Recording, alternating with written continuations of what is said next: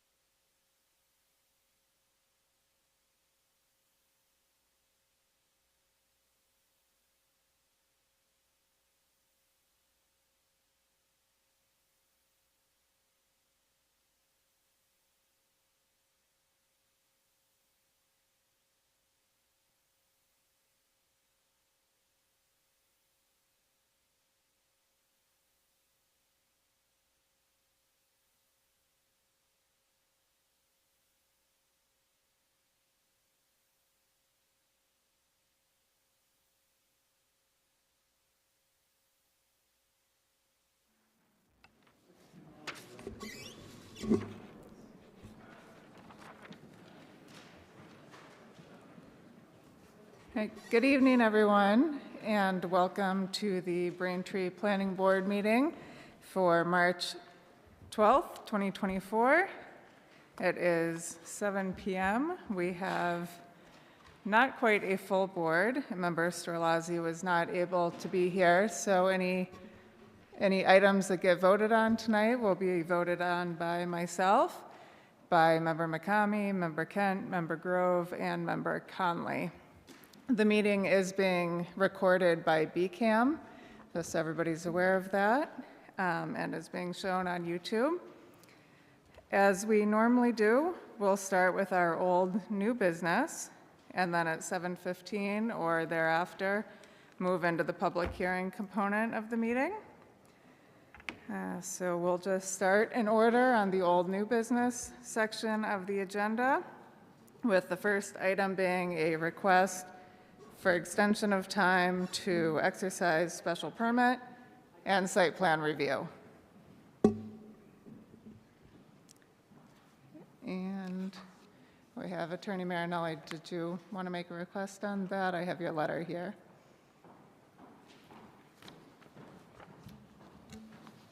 Thank you, Madam Chair, for taking us on this matter.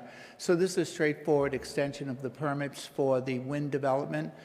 Just by way of background, it's a 56-unit residential development at the old Belt site on Allen Street, and it was approved by the board, recorded in early ’22, and then we came back for a modification because the switch house building to redevelop that was infeasible, so we are redeveloping the whole site. And that was what was approved by the board in mid-22. So the request was to simply extend the permits for another year pursuant to the dates that I put in the request for extension. There's a river walk, there's a public amenity.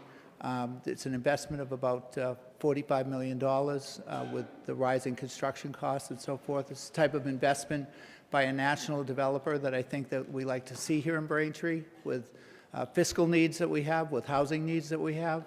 And wind properties in Arch Communities is one of the best. They're one of the leaders in the nation. They have built 18,000 housing units. They have 142 completed projects. They've got about 18 more in the pipeline. So when the RFP was put out to redevelop this site, there were some local developers, et cetera. People walked away from it because there are so many issues. It's a complex site to redevelop. So the town is very fortunate to have this investment by Wind Properties and by Arch Communities, and we respectfully request the extension of the permit. By the way, we couldn't proceed if we wanted to right now because the closing hasn't even occurred. We don't have title to the property. So that's a must. Okay, thank you. And Director Santucci-Raz, your Assistant Director, do you have any other comments on this request? No, just sort of adding to Frank's here. We've been working very diligently with Rich Relic from Arch, meeting with the town departments, going through what's required for demolition, and just putting some final touches on the closing documents. Okay, thank you. All right, do any members have any questions or comments on the request? No? All right, with that, I'll take a motion on the request for extension. So moved. All right, we have a motion to grant the extension by Member Kent. Do we have a second? Second by Member Grove. All those in favor? Aye. Any opposed? Okay. Thank you very much. Thank you. Thank you. All right, next item is a request for as-built approval with respect to 40 Connolly Circle. Madam Chair, that will be tabled this evening, Okay. please. All right, next up, we have a request for as-built approval for 930 Liberty Street. Is there anybody here on that request? That'll be me, Madam Chairman. So that is a two-family conversion that we did right at the bridge on Liberty Street. Mr. Dong built that out in accordance with the plans. He was actually able to minimize the pavement in the back and still provide the required parking spaces. I have gone back there and driven in there, and you can still maneuver the cars. We toured the property. It's been done for a while. He's been a little bit slow on the as-built side of things, but toured the property probably over a year ago. So 2 units, completely redone, some landscaping, like I said, and then the parking improvements. We have our typical boilerplate surviving conditions that are relative to the ongoing operation and the conditions relative to the provisions for the two-family conversions, and staff's recommending as-built with those surviving conditions. Okay, thank you. Do any members have any comments or questions on this request? No? Okay, then I'll take a motion on the request, and we do have the director's staff report and recommendation. Motion to approve the as-built with conditions. Okay, we have a motion by Member Grove to approve the as-built with the conditions and the recommendation. Do we have a second? Second. Second by Member Conley. All those in favor? Aye. Okay, thank you. Okay, next we have a request for as-built approval for 35 Middle Street. Assistant. Back in July of 2020, the planning board voted to approve the special permit and site plan review application for a two-family conversion at 35 Middle Street.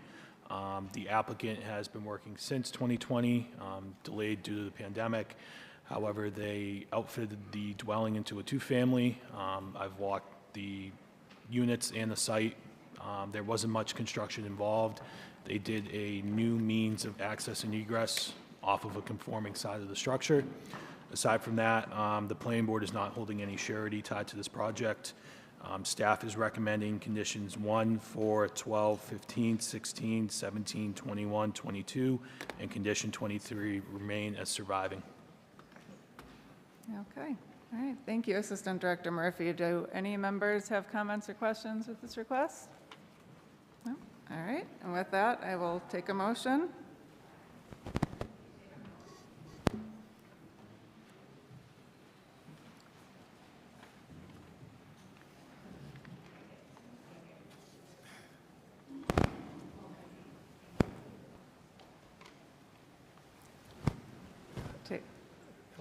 I'll take a motion on the request to grant as-built approval subject to conditions as set forth in the staff recommendation dated March 8th.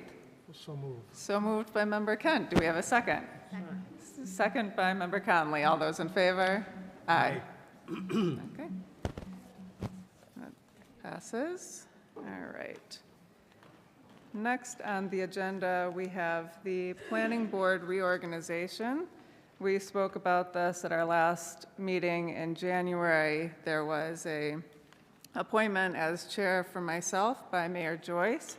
Member Grove raised a question as to whether under Chapter 41, the Planning Board should also be voting to elect a chair, and we did have an opportunity to take a look at that, and I thank you for raising that point. So I think that it would make sense to also have a vote and a recommendation from the board to appoint its own chair also.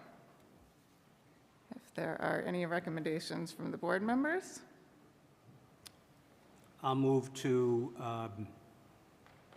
agree that the planning board should appoint its own chairperson, and I would like to confirm Chair Kimberly Crowe as the chair, as endorsed by the mayor.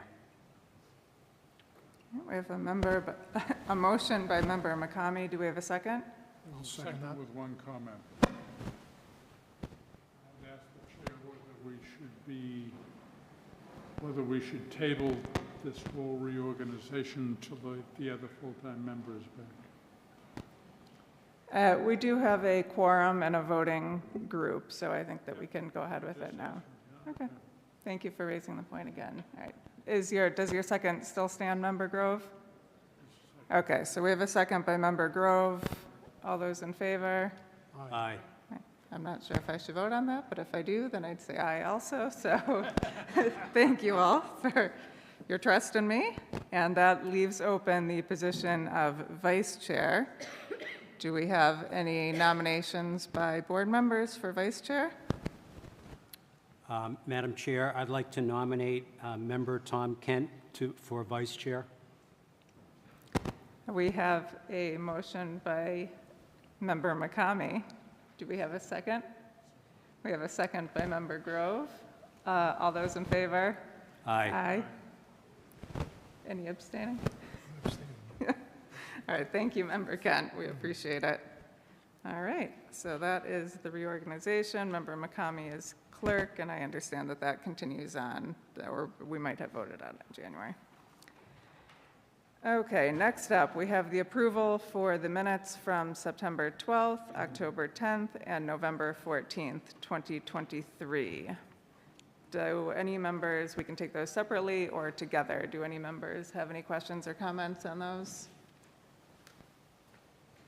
All right, then with that, we could take them all together.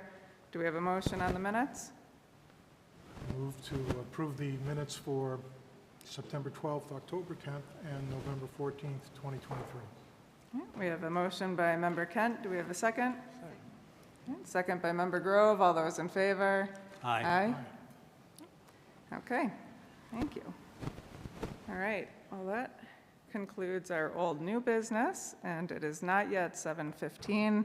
The next of the items that we call up when it turns 7:15, we call the first one, will be public hearings. So there is the opportunity for public comment during that period. We'll go in order with the applications, with hearing from the staff and the applicant, and then we'll open it up to the public and member comments. So when the public participation period is open, if you could please come up to the mic, state your name and address for the record. Going to ask any comments that are made are relevant to the application in front of us and the particular relief that's being requested. Not necessarily with the applicant unless it's relevant to the application being proposed. I'm going to ask everybody to be respectful. There's a large crowd in here, and so we won't tolerate any booing or any of those types of things. You can have an opinion, and you'll have your opinion at a time that you can raise it at the microphone. And so I would hope everybody will follow along with that. Excuse me, Madam Chair? Yes. Before we get into the agenda items, I just would like to make an announcement. We do have noted on our agenda here, for those with us in person and then those watching from home, that our hazard mitigation plan meeting was going to be tomorrow night, and that is actually going to be canceled and rescheduled. So anybody interested in the hazard mitigation plan and the continued date, please give us a call at the office or check the website. We will post the flyer on the front page of the website. Thank you. Okay, thank you. So just confirming, the March 13th is not happening. It'll be a different date? Correct. Okay, thank you.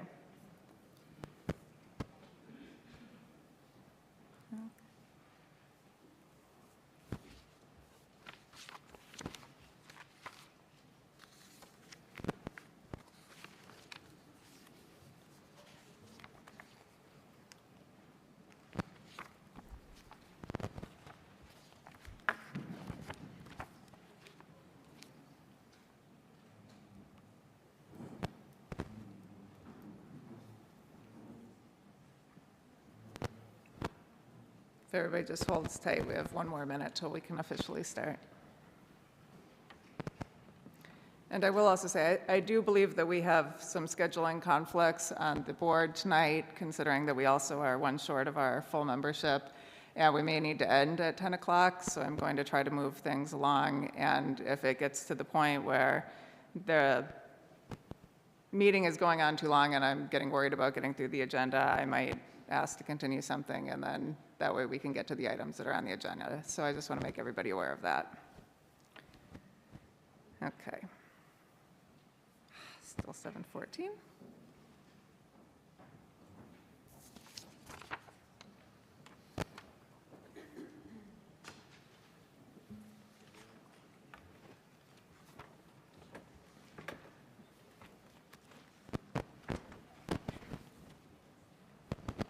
Okay, 7:15. And the first item on the agenda is 57 Sycamore Street. Let's see.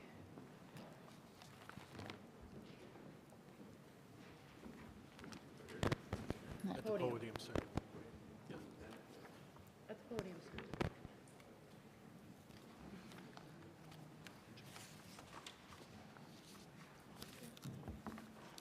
All right. 57 Sycamore Street is a new public hearing. Assistant Director Murphy, could I have you read the public notice into the record, please? Certainly, Madam Chair. Notice is given by the Planning Board under the provisions of the Massachusetts General Law, Chapter 48, Section 11, and the Braintree Zoning Ordinance, Chapter 135, Article 5, Article 6, Article 11, and Article 12, that a public hearing will be conducted on Tuesday, February 13th, 2024, at 7:15 p.m. in Braintree Town Hall. The Planning Board will consider a grading permit application from the applicant, Xing Wang. The applicant is proposing to cut and fill in excess of 2 feet, in addition to disturbing approximately 8,137 square feet of land in support of the construction of a single-family dwelling, along with drainage improvements. Property is located at 57 Sycamore Road and contains a land area of 25,336 square feet. It is zoned Residence A and is shown on Assessors Plan 1109, Plot 501. Thank you. All right, and could we hear from the applicant?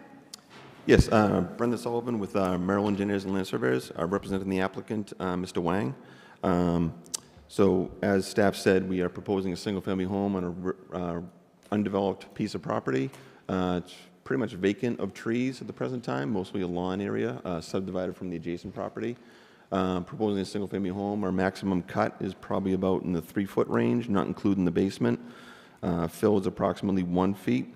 In total, including the basement, we're removing approximately just over 900 cubic yards of material from the property. To attenuate runoff, we have a stormwater infiltration system in the backyard, in the front yard. A proposed paved driveway will be accessing the proposed attached garage. We are taking down approximately 6 trees from the 5-inch range to 9-inch range, and we're proposing 3 additional trees for mitigation. Okay, thank you very much. And Assistant Director, I see that we do have a staff report and proposed conditions. Is there anything else that you'd like to add? The original staff report spoke to the applicant's request under Article 12. Staff went through Article 12, asked for some corrections to the plans. The applicant has satisfied that. The conditions before you are typical to our grading permits here. There is one correction in the draft conditions I would like to make. There's an incorrect date for the expiration of the permit. It should be 6 months from today's approval. So I can give you an official date in a second. And did you have an opportunity to take a look at the draft conditions, and did you have any questions? Nope, other than the date of the approval. Okay, But thank you. thank you. All right, and is anybody from the public here on the 57 Sycamore Road grading permit? If you are, just come up to the podium. No. Is it pertaining to 57 Sycamore? Yes, it is. Okay, yes, please come up to the podium and give your name and address, please.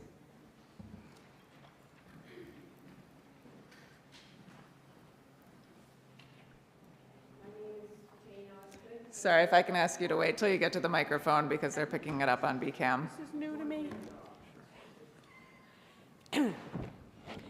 My name is Jane Osgood, and I live next door to 57 Sycamore. We're in the red house at 61 Sycamore. This is brand new because it was a single-family home of which they split, and they're now going to be putting in a home on that 0.6 or 0.7 acre. And we're very curious to understand in layman's terms what it means around drainage. I have no idea what they're trying to do in order to make it a buildable lot, but we live next door and we have issues currently in managing the water table, so I don't have an understanding of what the drainage means. And I also didn't know if we would be able to see where the house might be located on the property, to have an idea of what the impact is going to be. This is a very big change for us. So, Thank you for coming up. okay. And would you like to respond to any of the background on the drainage and the grading Sure. components? So from her property, I believe she's at 67, which is 61, which is just to the southeast of the property, correct? That What am I looking at? your Sycamore Road, here's 47, here's the vacant lot. Here's the vacant lot. So Yep. we have a house right here. Yes, you have And the we're house right very- there. I mean, there's a row of trees. Yep, We're most, hoping the trees will mo- stay, the most, privacy most of of the, that. most We of the, can't have this at the podium. yeah. Yeah, sorry. So I can answer your question, if you just stand over there. Right, I just needed to see where it was. So Okay. that's- So it's actually Yes. going to be close to the front of the street? All right, It has to go through the chair. yeah, the minutes can't pick it up with that and the recording. Thank you. I'll have the applicant have an opportunity to answer the questions. Thank you. Sure, so, yeah, most of the trees are gonna be maintained along the property line. There is a cut in that area, so none of the runoff from the proposed site will be going onto that property. We are lowering the elevation of most of the property, and the drainage is being directed as it is today, out to the street. And we're attenuating those, well, as I said earlier, with the underground infiltration systems. Okay, thank you. Do any members have any comments or questions on the application? Member McCamey? Thank you, Madam Chair. Did I hear correctly that there's an existing house there now or not? No, there was The property was subdivided from the adjacent house. Okay, There was a garage attached to it at one point that was taken off to make it a conforming lot. There was an existing paved driveway there that did serve the old house, but it's currently a vacant lot under separate ownership. got it, okay. And how long ago was that, sir? Oh, 2-3 years ago, maybe 1 or 2 years ago. Okay. And just to follow up, because that was one of my questions, what do we know about the drainage when you put the new building in? What do you think is going to happen? Well, as I stated before, we have 2 subsurface infiltration systems that have taken the roof leaders. Approximately 3/4 of the house is being directed to those. A larger one in the backyard, a smaller one in the front yard, and those discharge towards the street. The abutting properties are going to be actually higher in grade than the proposed site, so there won't be any runoff to the adjacent properties. Okay. I don't have any other questions, Madam Chair, thank you. Thank you. Member Kent? Yeah, just one question. And you may have referred to it, there was a garage on the site before, and there's currently a driveway, so would that be staying, or would that be eliminated, or? The driveway will be removed and replaced. There'll be some grade change there, so the existing driveway will be removed, and I believe it's a smaller footprint will be put in its place. Okay, thank you.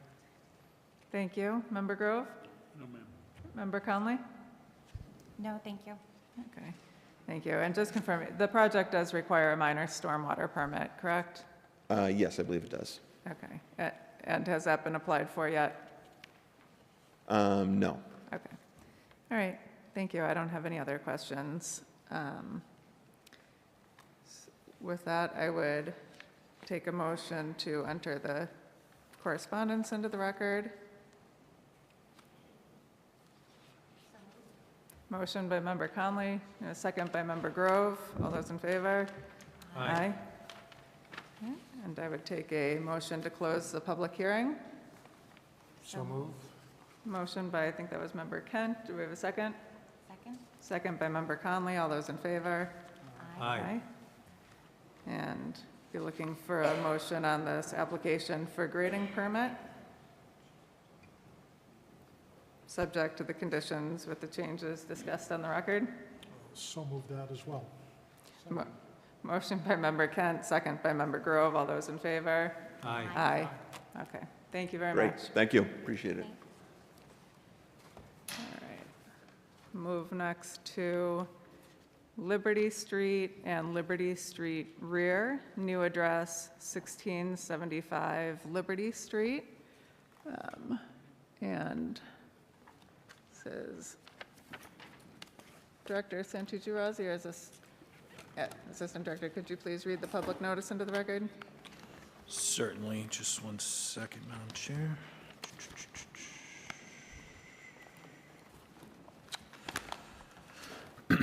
Notice is given by the planning board under the provisions of Massachusetts General Law, Chapter 48, Section 11, and the Braintree zoning ordinance, Chapter 135, Article 5, 6, 11, and 12, that a public hearing will be conducted on Tuesday, February 13th, 2024, at 7:15 p.m. in the Braintree Town Hall. The planning board will consider a grading permit application from the applicant, McGurty Realty LLC. The applicant is proposing to cut and fill in excess of 2 feet in addition to disturbing approximately 19,212 square feet of land in support of the construction of a single-family dwelling along with drainage improvements. The property is located at rear Liberty Street and contains a total area of 230,056 square feet. It is zoned Residence B and within the Watershed Protection Overlay District and is shown on Assessor's Plan 1081, plots 56 and 57. Thank you very much. And do we have anyone from the applicant here to present on this? It's on there. Just have Brian sign. Hi, my name is Brian McGurty. I'd like to continue this to the next meeting as we deal with some of the DPW drainage issues on the property. So if we could put that off till next month. Okay. Do we have a date on that? April 9th, Madam Chair, we were just April trying to 9th, find that ourselves, okay, I think. all right. Let me so- double check. Calendar, April, yes, April 9th. Okay. All right, so we have a request to continue to April 9th. Do we have a motion? Motion by Member Grove to continue. Do we have a second? Second. Second by Member Kent. All those in favor? Aye. Okay, thank you. Thank you. All right, next on the agenda is 99 and 107 Hancock Street. It's a new public hearing. Madam Chair, this is my project. I'm just going to have Connor read the notice, if you wouldn't mind, and just help them here. Actually, why don't you help them, and I'll read the notice. Yeah, they need to use mine.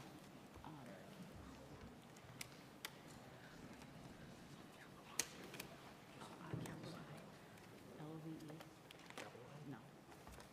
Capital B.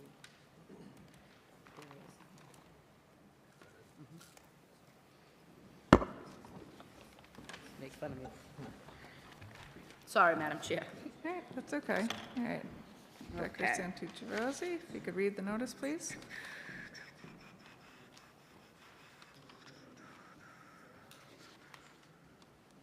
Okay. Notice is given by the Braintree Planning Board under the provisions of Massachusetts General Law, Chapter 40A, Sections 9 and 11, and the Braintree Zoning Bylaw, Chapter 135, Articles 3, 5, 6, 7, 8, 11, 12, and 14, that a public hearing will be conducted on Tuesday, February 13, 2024, at 7:15 p.m. in Cahill Auditorium in Braintree Town Hall. The Planning Board will consider special permits from Section 601, which is use, and 702, which is buffer, and site plan review application filed by 107 Hancock Street LLC. The applicant is proposing to construct a 31-unit multifamily residential building, along with associated parking, drainage, landscaping, lighting, and landscape improvements, twice. The property is located at 99 and 107 Hancock Street and contains a total of 50,857 square feet, is zoned general business and residence B, see section 135-306, and is shown on Braintree Assessor's Map 1009 as plots 64 and 68. And Madam Chairman, have the record reflect that this hearing was not opened in February due to a snow emergency, and the public was informed of that in accordance with the proper procedures. Thank you. Thank you, Director. And do we have anybody from the applicant to present? Is that working here, Connor?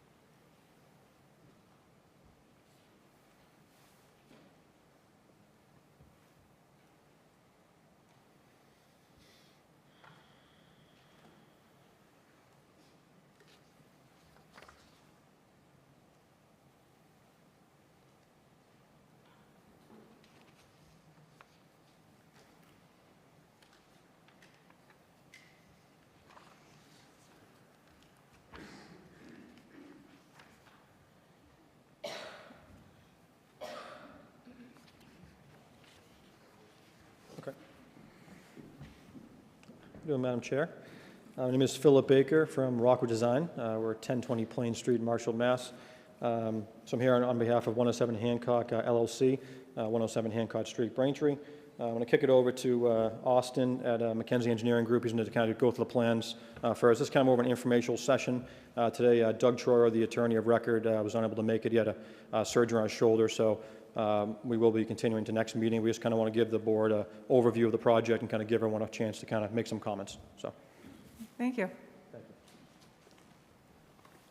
Thank you. Good evening. Austin Chartier with McKenzie Engineering Group. We are the civil engineer on the project as well as the surveyor.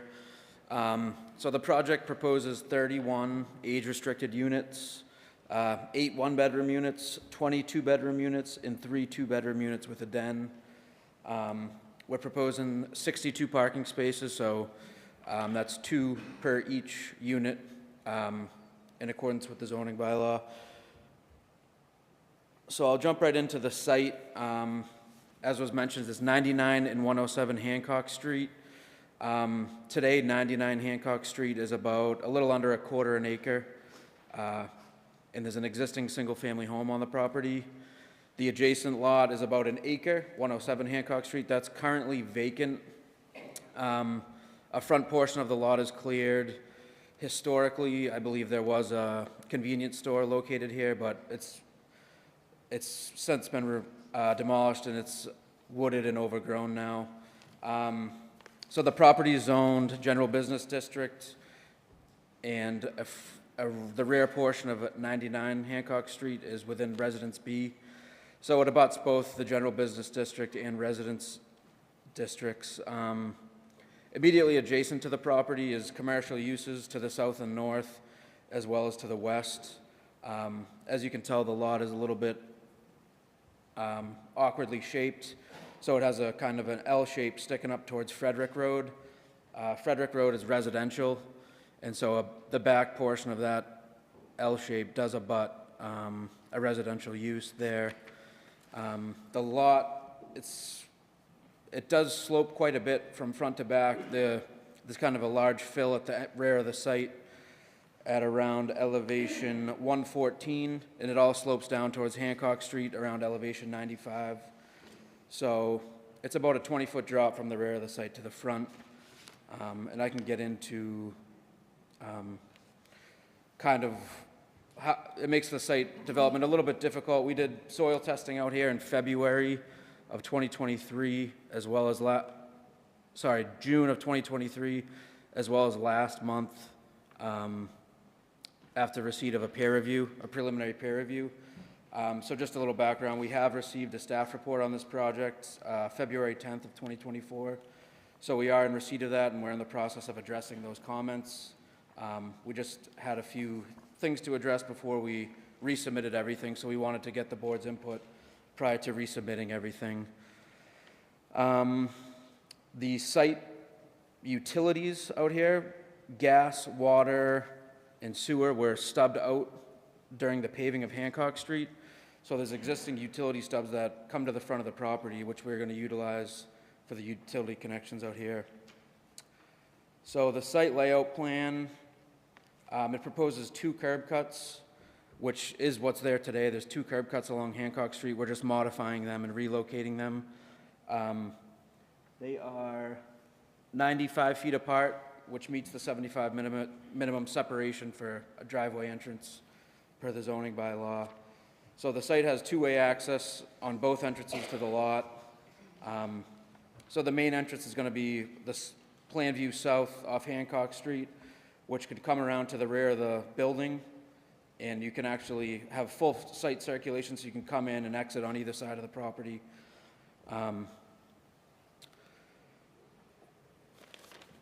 So the building itself it's a 3- and 4-story mixed elevation use, and part of the reason for that is the high groundwater on site.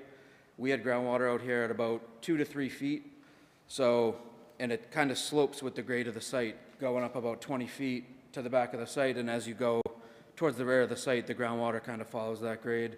So we're proposing basically 4 subsurface stormwater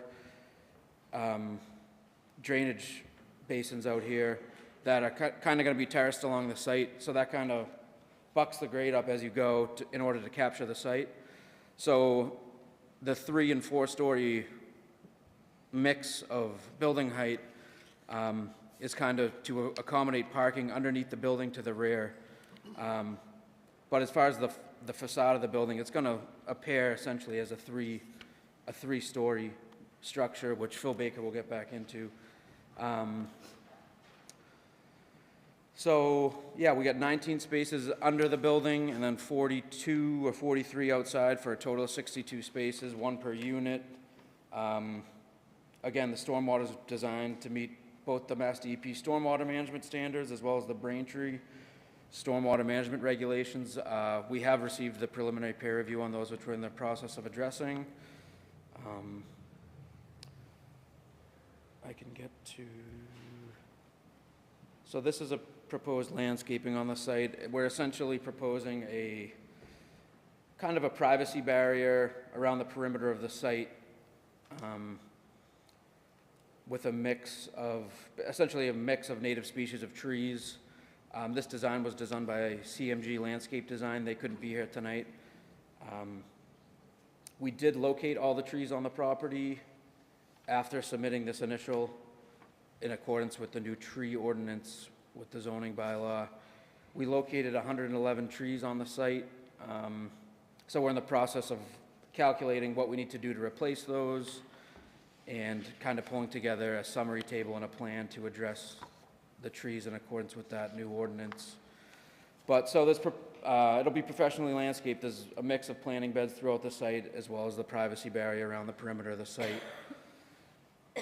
With that, I'll turn it over to, actually, I guess I'll quickly touch on the site circulation plan here. We show the Braintree fire ladder truck accessing the site fully through and under the building. So the fire department has reviewed this, and I don't believe they issued any comments. And with that, I'll turn it over to the architect who can speak to the architectural design of the site. Thank you. Thank you. Good evening again. So this is the elevation drawing. So what we did design-wise, to kind of go back off of what Austin was saying. So parking, we have 2 per unit. It's a mix of 2 beds and 1 beds, 42 spaces outside, 19 kind of like indoor covered. The building was kind of a Georgian colonial feel, which is actually this building we're standing in current day. So we try to kind of mimic some sort of heritage building of Braintree.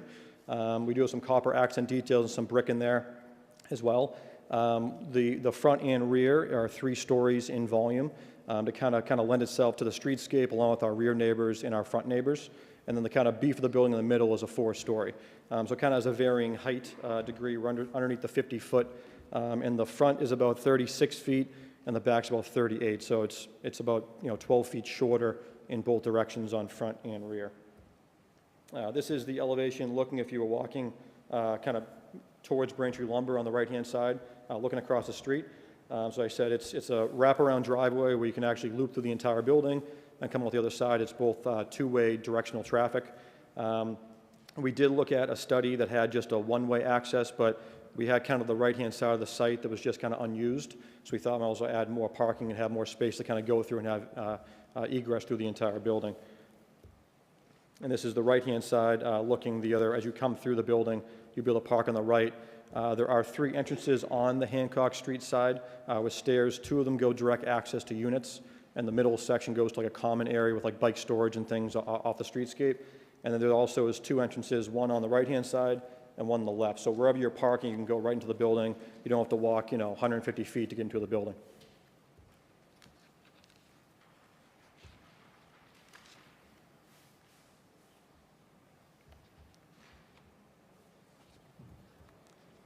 Let's get back to the... Yep, so just kind of look at the study here is the, you enter on the left-hand side or the right, and you can loop to the building and then the underground parking. And just get to the front page.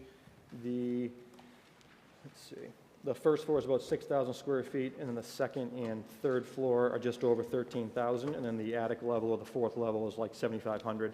As I said, they're only a mix of 1 and 2 beds. The 2 beds, some of them have a den, but we do have a mix of 1 and 2. I think Austin said they're age restricted. I did confer with Brian. They're rental units, correct? For anybody. So they are rental units. It'll be priced at market rate.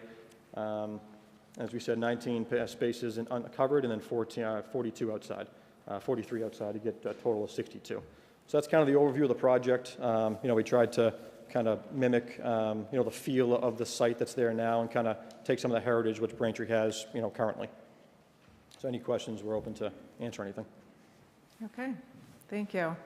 And Director Santucci-Razzi, do you have anything you want to add at this time?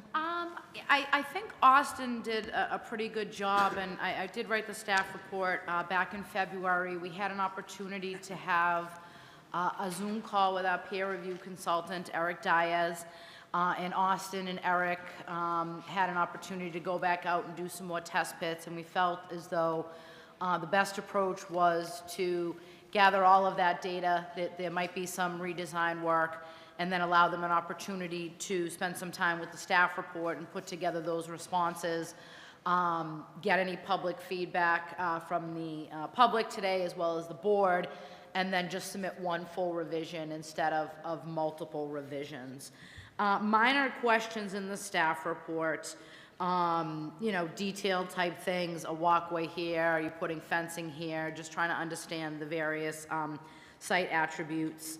One of the major things is our new tree ordinance, and that they need to quantify the trees that are there, quantify what's going to be planted in place of those, make sure they're in line with those species, and then anything that can't fit on the site, then we get into payments that would go into our tree fund.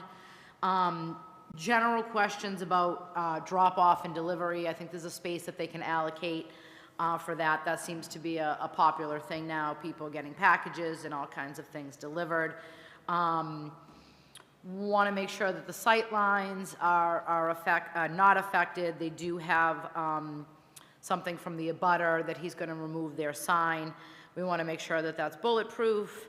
We'll need to look at the parking spaces along Hancock Street. The entire frontage is striped now. So just maximizing those street spaces while obviously providing for the curb cuts at the same time. Minor questions on lighting. One comment about the dumpster. So the northern property boundary, not at Frederick Road, but at the building on, yes, thank you, Austin, at the corner of Hancock and Frederick.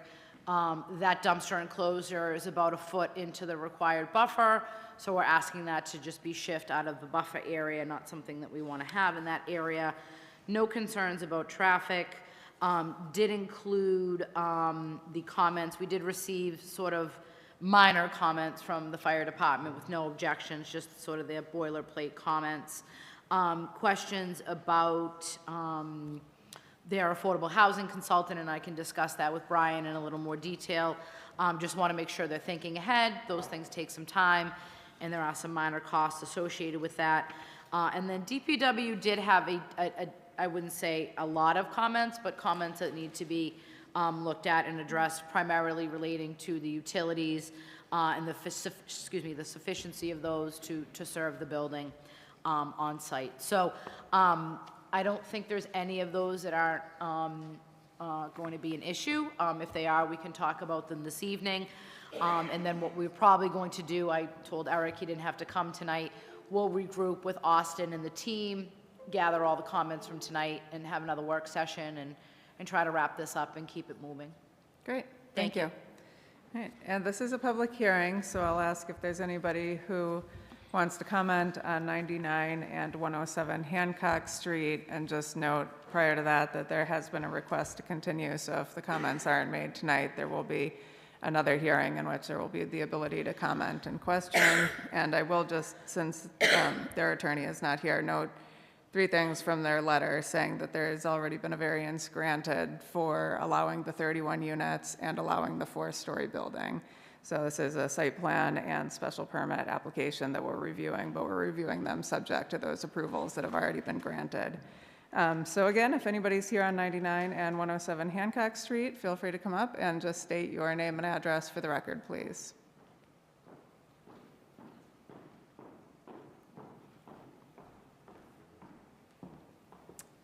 Thank you, members of the board. Meredith Barricott, 59 Hobart Ave, the district councilor representing this neighborhood. I want to speak in support of this project. As you read in the submitted materials, I facilitated a neighborhood meeting last year so residents could speak directly directly to the developer, get their questions answered and their concerns addressed. More than 190 invitations were sent out to make sure that nearby neighbors were aware of the proposal.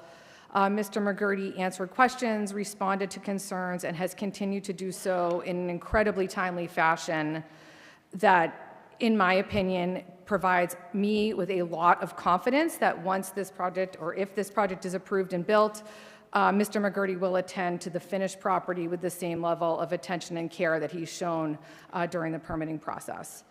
I'd also just like to add that new housing options like this will make a viable use of a currently vacant lot, improve housing availability and stability for lifelong and new residents in town, and also have the potential to create an ecosystem of investment that will benefit our small family-run businesses in South Braintree Square and improve walkability and accessibility for young and old alike, adding vibrancy to the South Braintree Square neighborhood.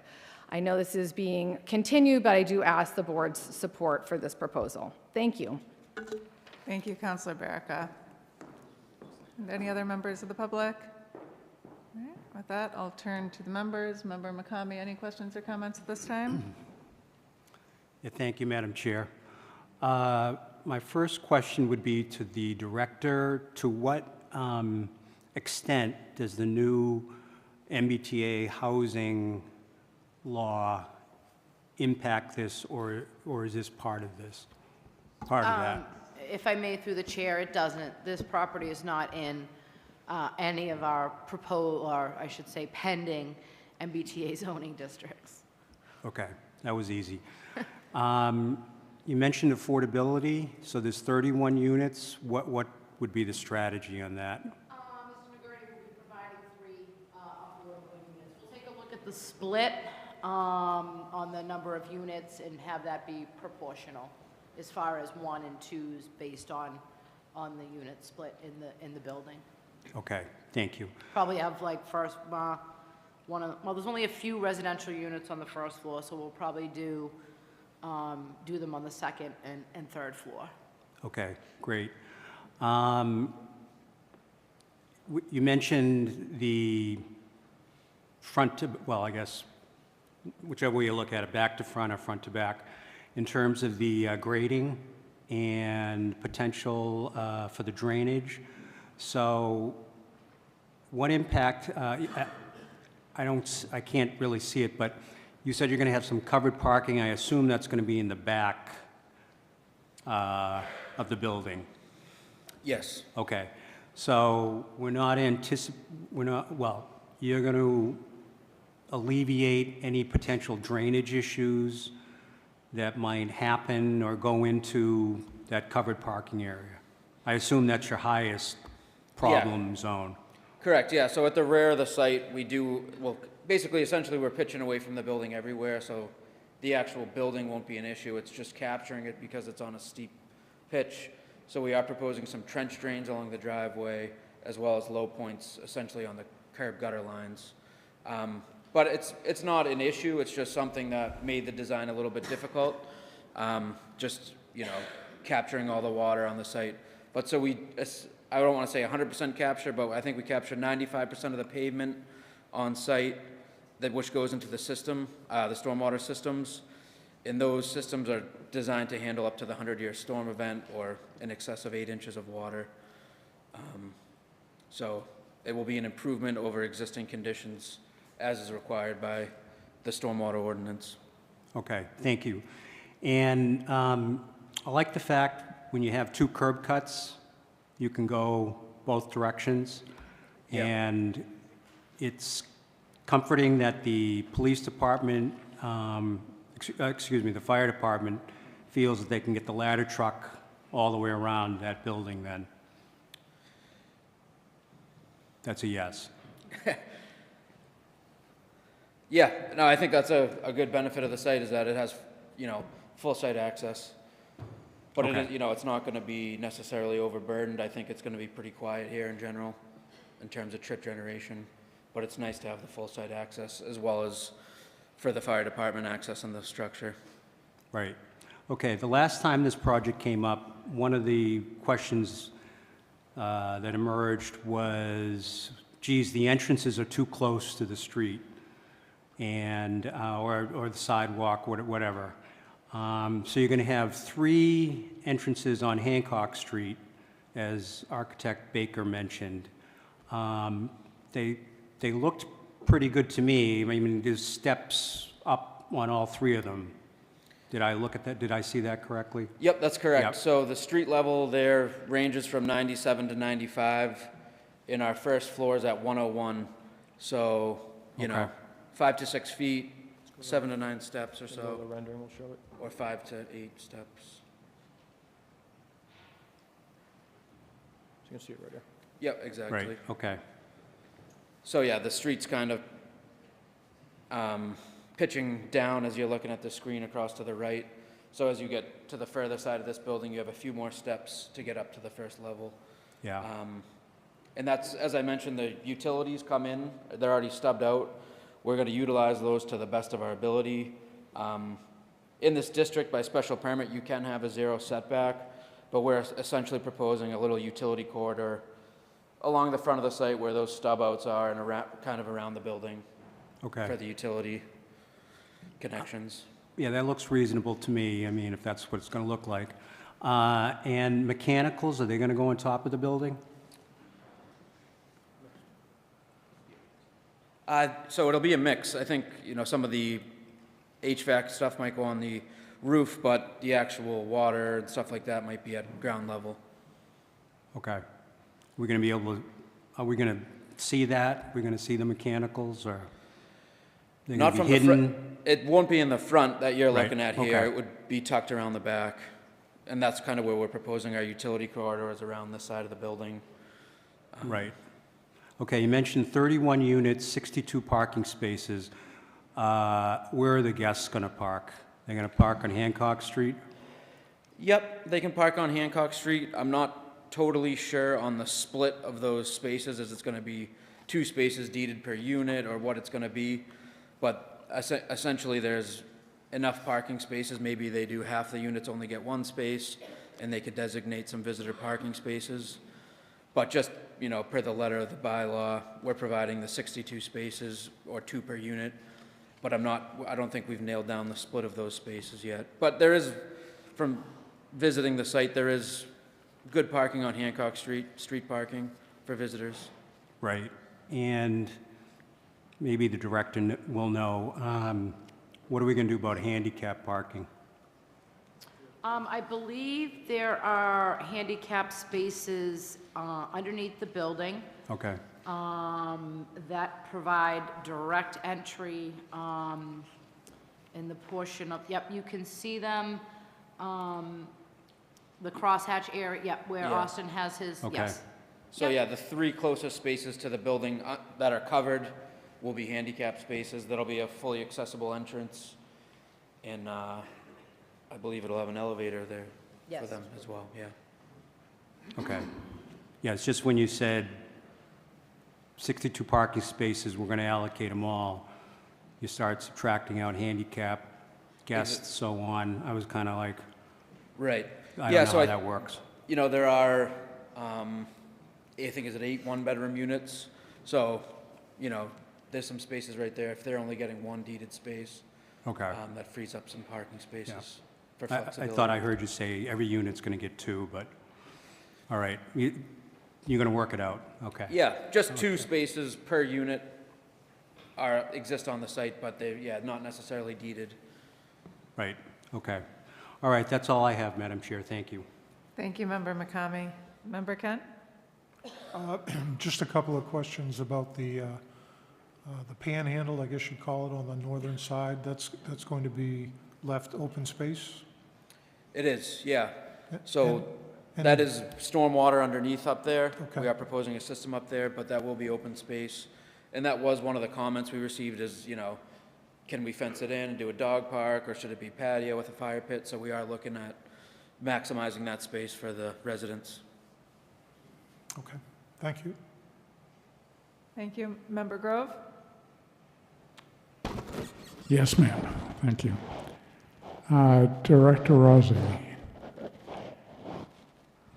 I would like to find out the date of the original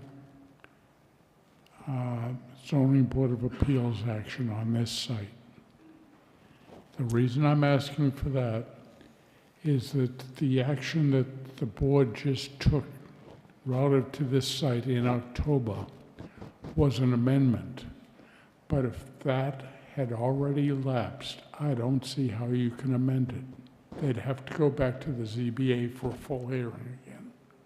They did have a full hearing, yeah. Maybe Connor can take that because he did that. Through the chair to Member Grove, they went to the zoning board of appeals in the fall of 2023 for a new application. The prior relief had already lapsed. They filed a new application. I believe it was for October. So this says it was an amendment. And then there was a subsequent amendment made November 27th, 2023. So in the application filed for this particular matter, I believe they included the ZBA decision, and they also included a copy of the amendment. Okay, so they've already had a new full hearing. Correct, yes. Okay, thank you. Yep. Thank you. Thank you, Member Grove. Member Conley? I had a question for the design team. At the roof line, are you showing screening or is there a deck? It's screening. Thank you. Up top, yep. That's all. Thank you. Thank you. And I don't have any questions or comments. Thank you for the thorough presentation. Welcome. With that, just confirming the request is to continue to April 9th? That's correct, yes. Okay. All right, so with that, I will take a motion. The request to continue to April 9th? Move to continue the hearing to April 9th. All right, we have a motion by Member Kent. Do we have a second? Second. Second by Member Grove. All those in favor? Aye. Aye. Okay, all right. See you in April. Thank you. Thank you. Okay, all right. You wanna take- And the next two that we're going to call, just to try to keep things streamlined. The next one on the agenda, 1515 Washington Street. After that, I'm going to jump to 40 Walnut Street before 338 and 0 Elm Street, just to give people a heads up on the schedule. So next we'll call 1515 Washington Street. Sorry about that, not aware of that. Appreciate that. Thank you.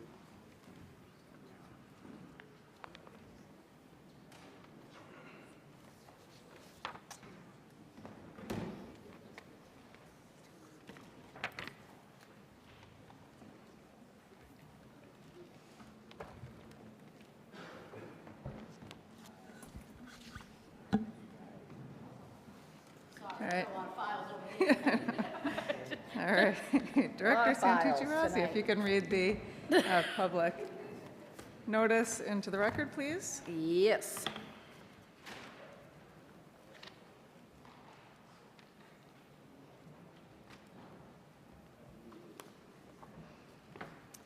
Notice is given by the Braintree Planning Board under the provisions of Massachusetts General Law, Chapter 48, Sections 9 and 11, and the Braintree zoning bylaw, Chapter 135, Articles 5, 6, 7, 8, 11, and 14, that a public hearing will be conducted in Braintree Town Hall on Tuesday, March 12, 2024, at 7:15 p.m. The planning board will consider a use special permit and site plan review by the applicant, Jamie Campbell's Dance Company. The applicant seeks to operate an 18,120 square foot commercial recreation establishment. This property is 13.98 acres, has an address of 1515 Washington Street, and is owned highway business within the watershed overlay protection district, and is identified on Assessor's Plan 1053 as Plot 12I. Thank you. All right, thank you. And before I turn it over to the applicant, I do just want to note for the record that I did file a disclosure on this application approximately a week ago. An affiliate of Fox Rock Properties bought the building where my law firm leases space, so I don't have any financial interest in the application, and I can act impartially on it, but I did just want to note that disclosure for the record now that they purchased it. And now I'll turn it over to the applicant. All right, thank you, Madam Chair. Good evening, members of the board. My name is Patrick Campbell, representing Jamie Campbell's Dance Company. Myself and my wife own and operate Jamie Campbell's Dance Company, currently located at 1681 Washington Street. We're looking to move or expand over to 1515 Washington Street to operate our dance studio. There has been a zoning board of a variance granted for parking in January by the zoning board of appeals. And yeah, that's what we're just trying to move over there. Any Okay. questions? All right, thank you. And I do know we have a staff report with draft conditions. This is a public hearing. If there's anyone from the public who would like to speak on 1515 Washington Street, now would be the time. All right, with that, I will turn it over to questions and comments from the members. Member McCamey?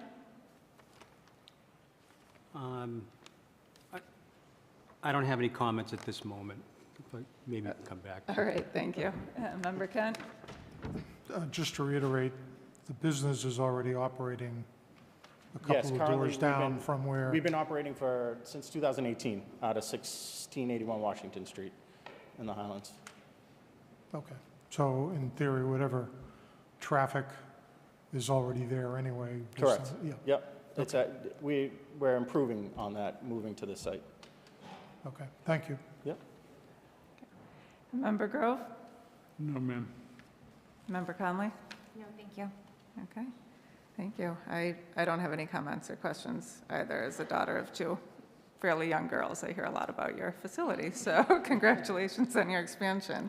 you. Member McCamey, did you have any follow-up questions or comments? My only question was, given where you're going to be located at 1515, I imagine there's going to be a lot more parking for you. Is that A substantial fair amount, comment? yes. That's one of the reasons you're going to go? One of the key factors, yes. Got it, okay. I don't have anything else. There was a parking study done by Tetra Tech as well, and it's outlined in that report that was in favor for the amount of traffic that was going to go through and basically not bogging down the light on Washington Street. So, Yeah. So is your volume mainly, let's say, after school and weekends? yeah, we typically operate from, I'd say, 3 o'clock till 9, 10 p.m. We operate on a drop-off pickup system, so it's kind of just like a cycle of cars that go through. Drop off the daughter, take the son to hockey, and then come back and pick up the daughter. It's kind of how we operate. Got it. Okay, thank you, Madam Chair. All right, thank you. Okay, so with that, I would take a motion to enter the correspondence list. Oh, yep, Director Santucci-Rezzi. If I may, Madam Chair, just a couple comments in my discussions with Mr. Campbell going over, we had sent him the draft conditions, and I had pulled some of the stuff obviously from their application materials, and he reached out today and we spoke, and they currently do not have classes. They do some maybe one-on-one and those types of things on Fridays and Sundays, but they would like permission to have the operation 7 days a week, which I don't have a problem with.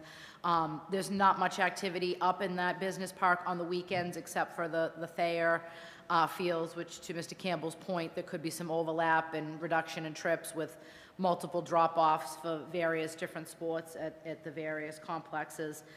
So that was one of the things. And then the second item was he did, since he filed the application, has spent a little bit more time with his architect and has beefed up his floor plan and understanding, different things and where they need to go. So we will be updating the floor plan as well, if that's okay with the board. Okay. And so is there a reference in the draft conditions to a specific floor plan that needs to be updated? Yes, I don't recall. and I was trying to find that. Okay. And Connor just told me it's 31. So I will amend 31, and then, Patrick, And did then I? it was just in the very beginning, it references the floor plan with the occupancy of 200. Oh, yes, okay. 221 total occupancy. With our new permit plans, that occupancy has the total occupancy has gone up to 250. And just so that, I think important for the board to know, that includes instructors and yeah. occupancy, quote, per the fire code. Correct. I think if you take the numbers that can fit in the various classrooms, was it 213? Correct. Okay. So we could actually put both of those numbers in. Okay. All right, thank you. And they are, those numbers are outlined in the new plan that I have. Yes, I as well. downloaded Oh, you those did? today. All right, Yep, perfect. thank you. Yep. Nothing else, Madam Chair? All right, thank you. All right, so with that, I would accept a motion to enter the correspondence list dated through March 12th into the record. So move. Second. Motion by Member Kent and a second by Member Grove. All those in favor? Aye. Aye. And I would take a motion to close the public hearing. So moved. Motion by Member Grove. Do we have a second? Second. Second by Member Kent. All those in favor? Aye. Okay. All right, and then I would take a motion on the request for use special permit and site plan review for 2402 with the changes to the conditions discussed on the record. Move that also. Motion by Member Kent. Do we have a second? Second by Member Grove. All those in favor? Aye. Aye. All right, that's everyone. All right, Thank thank you you very very much. much. Congrats. Okay.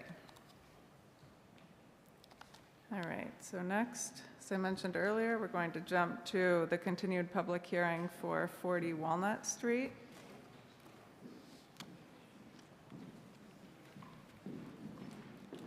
Hi. That's the same light that's existing. We have the same 60 watt bulb. Okay. Thank you.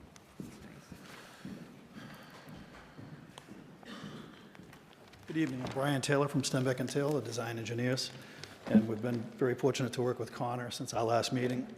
I just provided him a light, a photograph of the residential scale light that's on the existing house, and we'll be using one of those same lights in the proposed cabana. So since our last meeting, we've slid the cabana forward from the rear line, added 2-foot setback. We've pushed it back a little bit on the right sideline, still conforming with the setback. We've also detailed the existing vegetation, everything that's surrounding the property now, which we had provided photographs at the original proposal. And in keeping with Hillary's comments, she had asked us to add a permeable paver detail, which we've done, and also to add a silt sock detail, which we've done. Okay, thank you. And Assistant Director Murphy, do you have anything you want to add at this point? If I may, through the chair, staff has prepared draft findings and conditions on this matter for the board's consideration. This is somewhat of a different request before the board. I can say during my time, we haven't seen the special permit request for an accessory structure. The findings as prepared relate to the proposed accessory structure to be used as a cabana. The proposed conditions include our boilerplate conditions, 1 through 15, with the as-built requirement.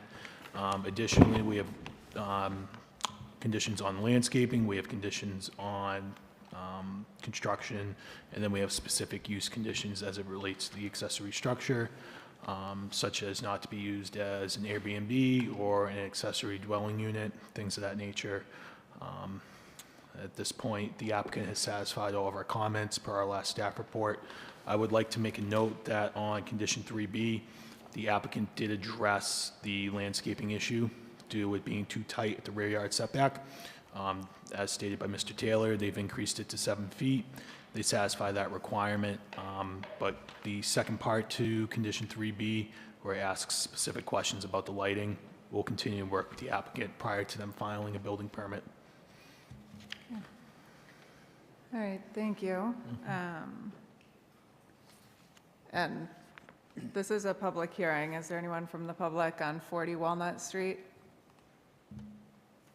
Okay. All right, with that, I'll turn to comments and questions from the members. Member McCamey? Thank you, Madam Chair. If you remember at our last meeting, we had a discussion about some of these ancillary buildings. How should they be regulated? What size should they be? You know, you recall that, right? I do. Yeah, okay.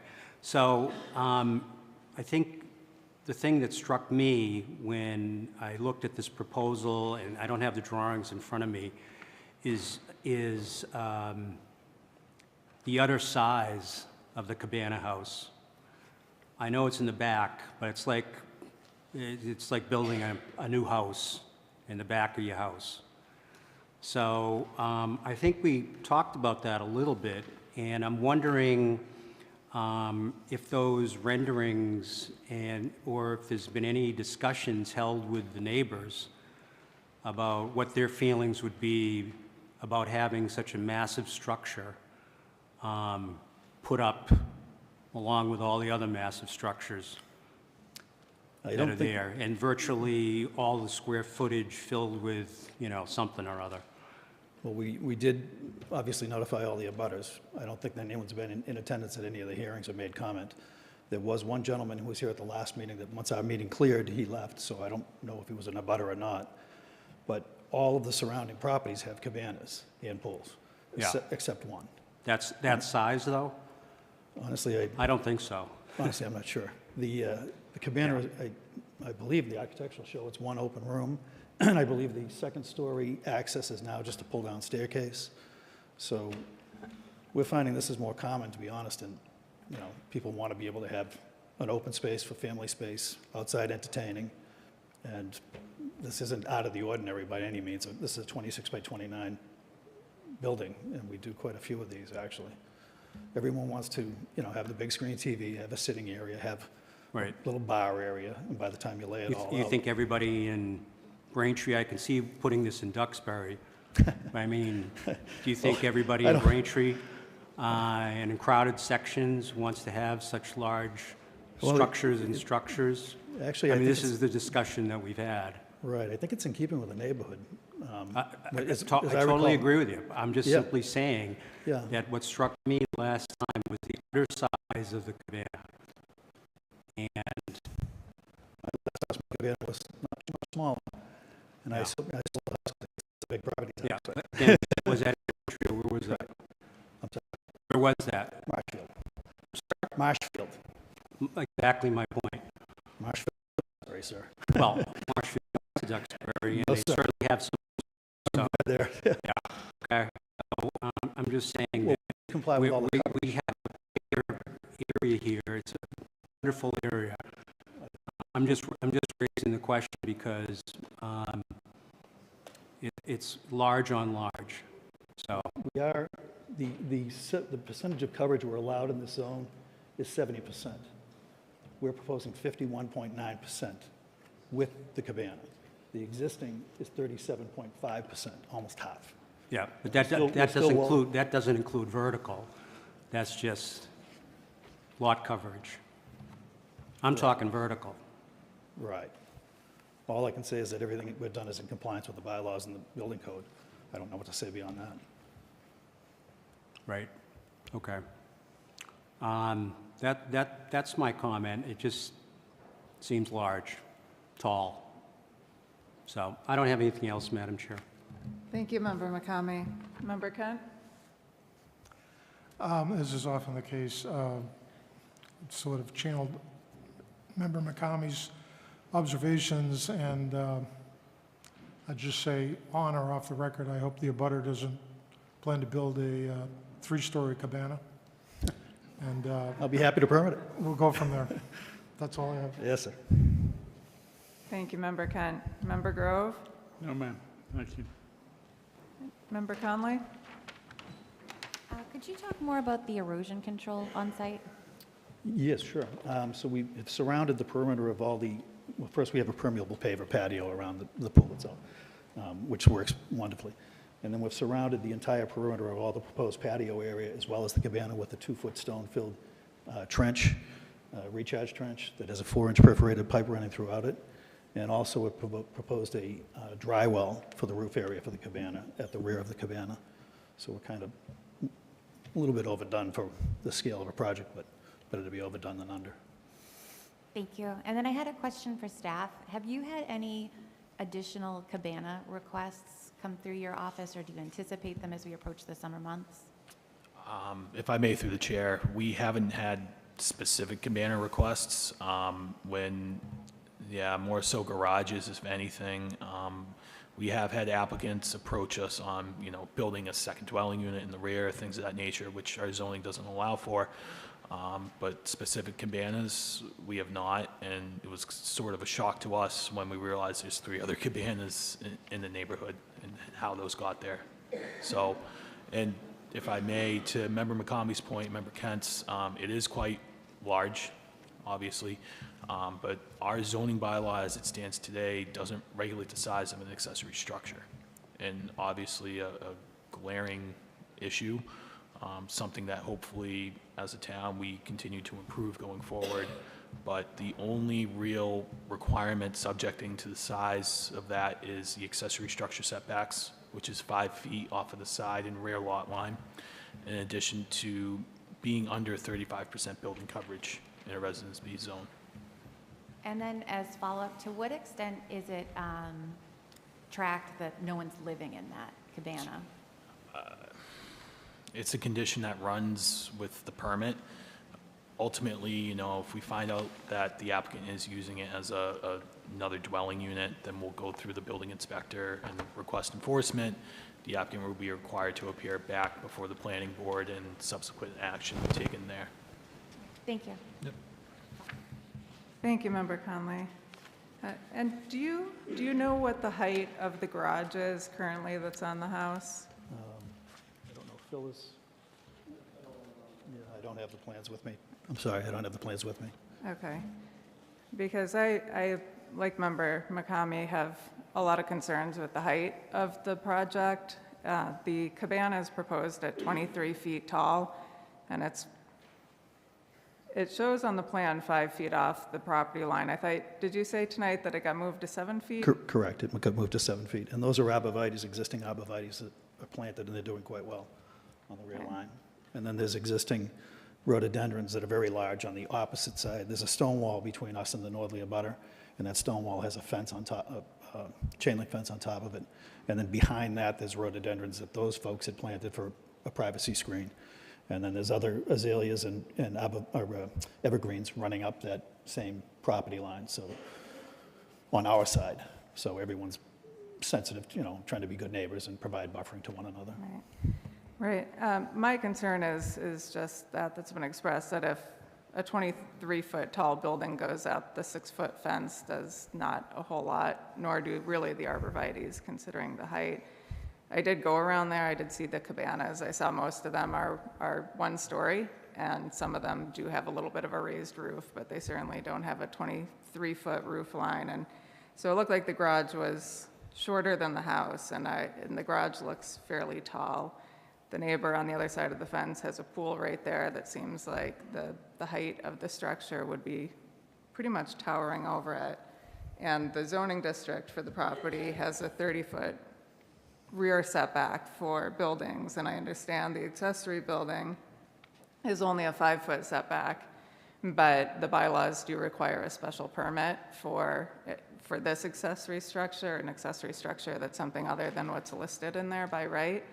And even without the abutters showing up, I think we have an obligation to look at how things are in harmony with the neighborhood, and I don't think that I can find that a 23-foot tall building is in harmony with the neighborhood and be able to vote in favor of the special permit. Obviously, I'm not the only voting member of the board, but I do want to mention that and just ask whether it's possible, if the second floor isn't being used that much, whether it's possible to take a look at reducing the height on that, because I think that will go far. I would have to speak for I can't speak for the client, of course. I'd have to ask the client. The client and his wife both teach right next door, so they're long-term Braintree residents. They're not new to the neighborhood. I do note that the building height that's allowed is 35 feet, 12 feet 30 feet off the setback. It actually doesn't, I don't believe the bylaw differentiates between an accessory structure or a principal structure. I think it's just 35. That was something we talked about the last meeting, because a lot of the towns were doing the same thing as what you guys are talking about. We have, you know, people want to have accessory dwelling units. So every town is going through this. My own town is doing the same thing, going through the same process of saying, well, how do we scale it down? What do we limit the square footage to, setbacks, et cetera. So it's not it's a common discussion. Right. And I understand that. I just think with the special permit aspect of it and the proximity to the lot line and the height together, I guess my question would be whether you want to take the opportunity to explore the height and come back at a future meeting, or whether you'd rather we vote on the application tonight. I would suggest if the board feels so, if you feel that it's necessary to limit it, then if you could include that in an approval condition, and then we'll have to deal with it. We do that quite often, too. Some boards have particular feelings about particular things, and they make it a condition. We're conditioning on you're going to cite your findings first before you cite your decision, and then you'd say that you want it in keeping with the neighborhood, presumably, and that's why you want it. But otherwise, I would have to go through the chain of command. I'd have to talk to my client. I understand that, and thank you for that feedback. But certainly we've had that type of condition on special permits before. Okay. Assistant Director, do we have a standard condition with a one-story height? Is that something that we've done before? One-story height on accessory structures. Right.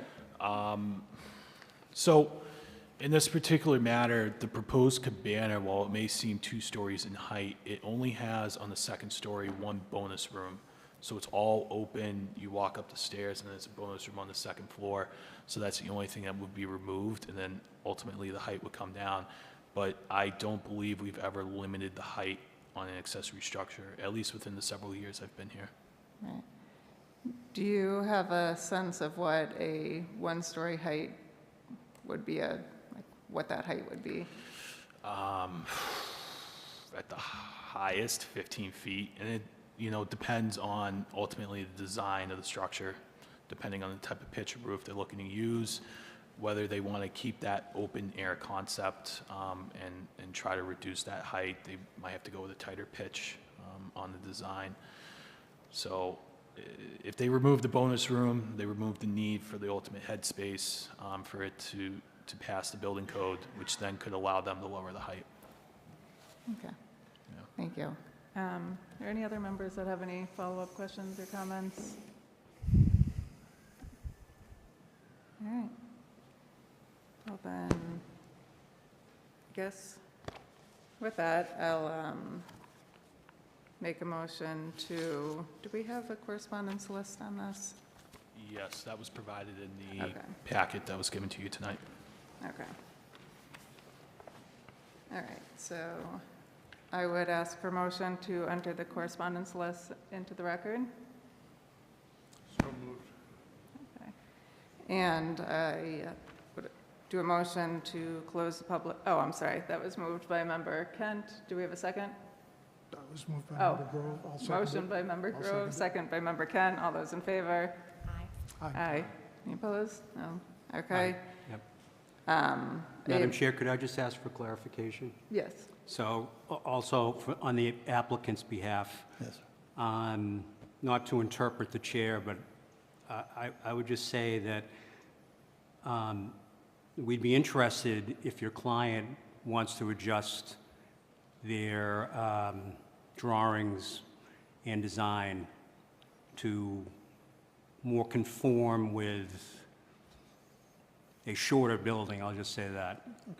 And rather than because if we vote on it and we vote no, that goes down a whole separate path. Sure. So if you want to take the time This is Mr. J. Ellis, who's the maybe go builder on and the do it. project. Hi, my name is Harry Ellis, Ellis Building and Development. I'm presently the contractor working with the Duns on this project. We have an alternate plan that we have prepared that shows a pull-down staircase to the second floor in lieu of the staircase, which we were going to bring in tonight. So we were hoping to, help eliminate the height a little bit, maybe down to 20, 21 feet, if we could. With a new plan, Right. is what I'm saying. So we have the ability to come down a little bit. Right now, presently, it's at 23 and a half feet from grade to ridge. The family room to the left of the garage is, 28 feet. 6 inches. So it is a little bit lower, but we could bring it down to approximately 21, if that would help. Would you agree to a continuance, or we have the opportunity to look at Well, that we'd like plan to and- get this thing going, so we've got the pools already in. Right, So, no, I understand that. I mean, I'm only one person again, but I'm not Right. particularly comfortable with 21 feet either. So Yeah. I do think one story is more appropriate. Well, I think it is 1 story because we've eliminated the staircase up to the bonus room. So it's just cathedral now. Right, but a typical, like the cabana at the property behind is only about 4, maybe 5 feet above the fence line. The one to the right side pool house is a 2-story structure. The one that they're doing the addition on the house presently. So that's actually taller in elevation right now than ours proposed.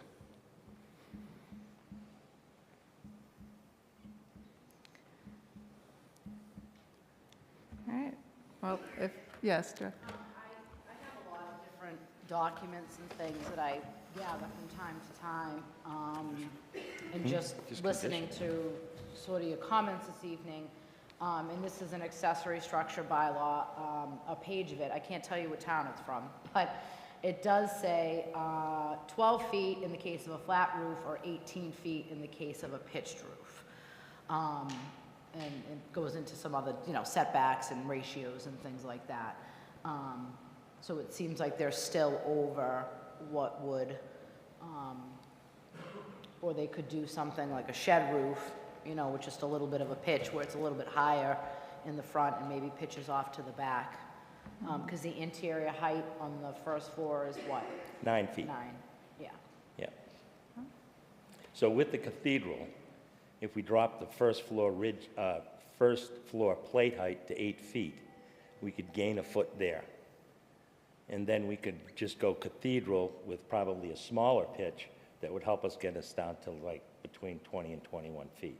It's just the depth of the structure is such that it's going to need we're trying to maintain the architecture of the existing house, which I know you've seen.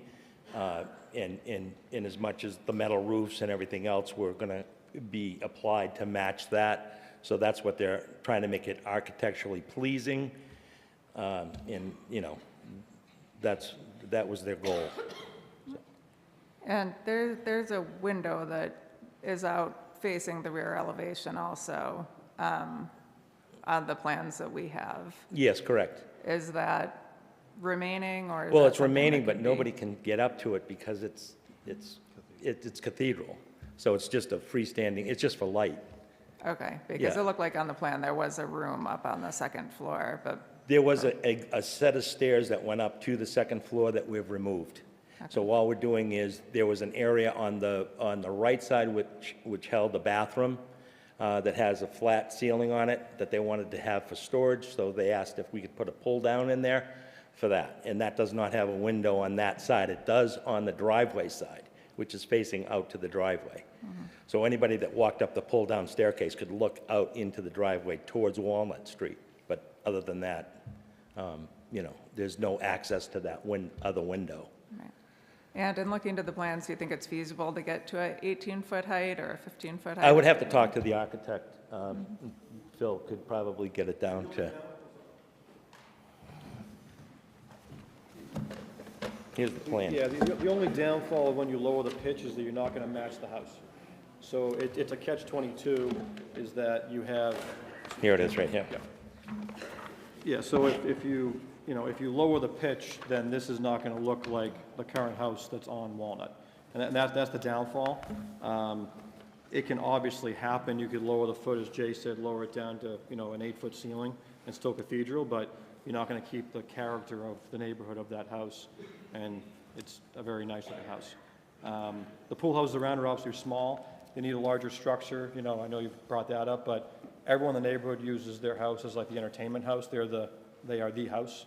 Everyone comes to them for parties, atmosphere. They put the pool in for the neighborhood. So this kind of accessory structure is actually for everybody. If you got letters from the abutters, they would all say they all are over there all the time. The fire pit out front, they all use this structure to be used for the neighborhood itself. It's kind of more like a community area than anything. So it can definitely happen. I'm not saying it can't. It's just not going to match the pitch of the existing house. It's going to be a flatter roof pitch. So it'll look a little bit off, so. Okay, So it's thank you. really a community center, right?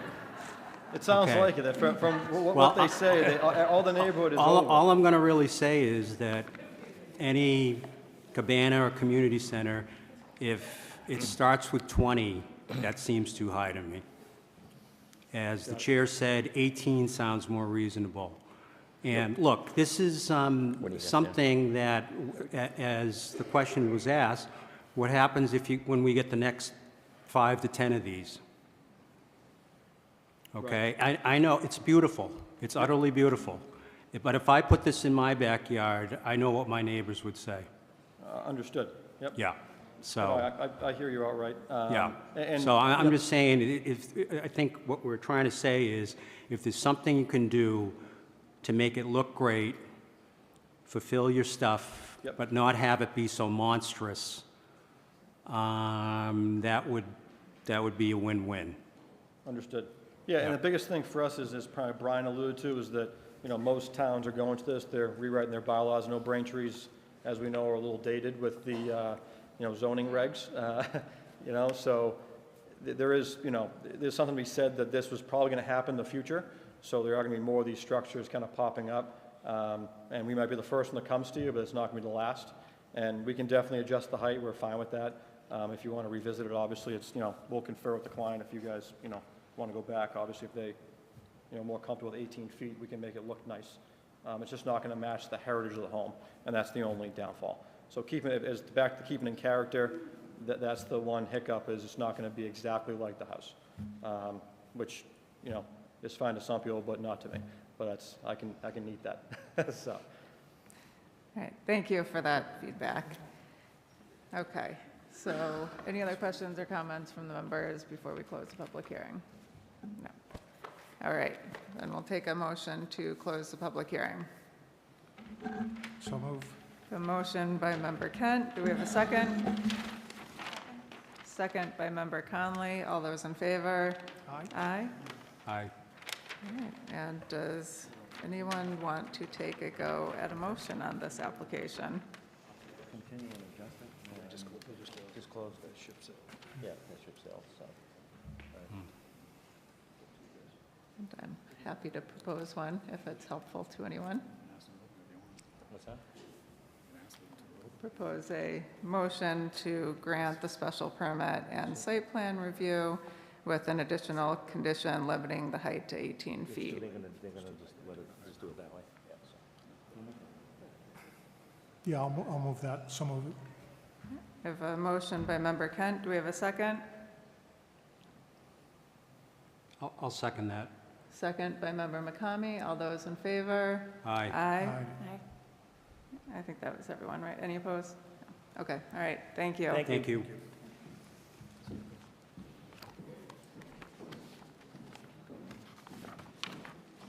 Okay. All right, thank you everyone for hanging in there. We are now up to 338 Elm Street and 0 Elm Street, also known as 7 Hawthorne Road. Director Santucci Razzi, could you please read the public notice into the record? Yes.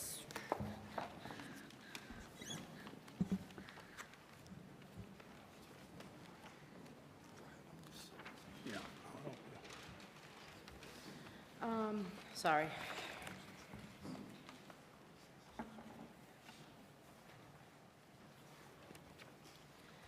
Notice is given by the planning board under the provisions of Massachusetts General Law, Chapter 48, Sections 5 and 11, and the Braintree zoning ordinance, Chapter 135, Article 15, that a public hearing will be conducted on Tuesday, March 12, 2024, at 7:15 p.m.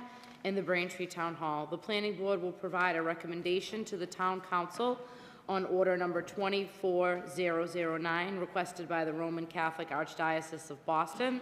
Said order requests zoning map amendments that the land located at 338 Elm Street, 11.10 acres, map 2071, plot 5, and 0 Elm Street, also known as 7 Hawthorne Road, .8 acres, map 2065, plot 34, be rezoned from Residence B to Residence C. Okay, thank you. And before we hear from the applicant, I will note that I filed another disclosure on this application today. My firm does represent the Roman Catholic Archbishop of Boston on several real estate matters, including some matters that I have represented them on. We do not have anything to do with this Braintree property, this application, or anything else.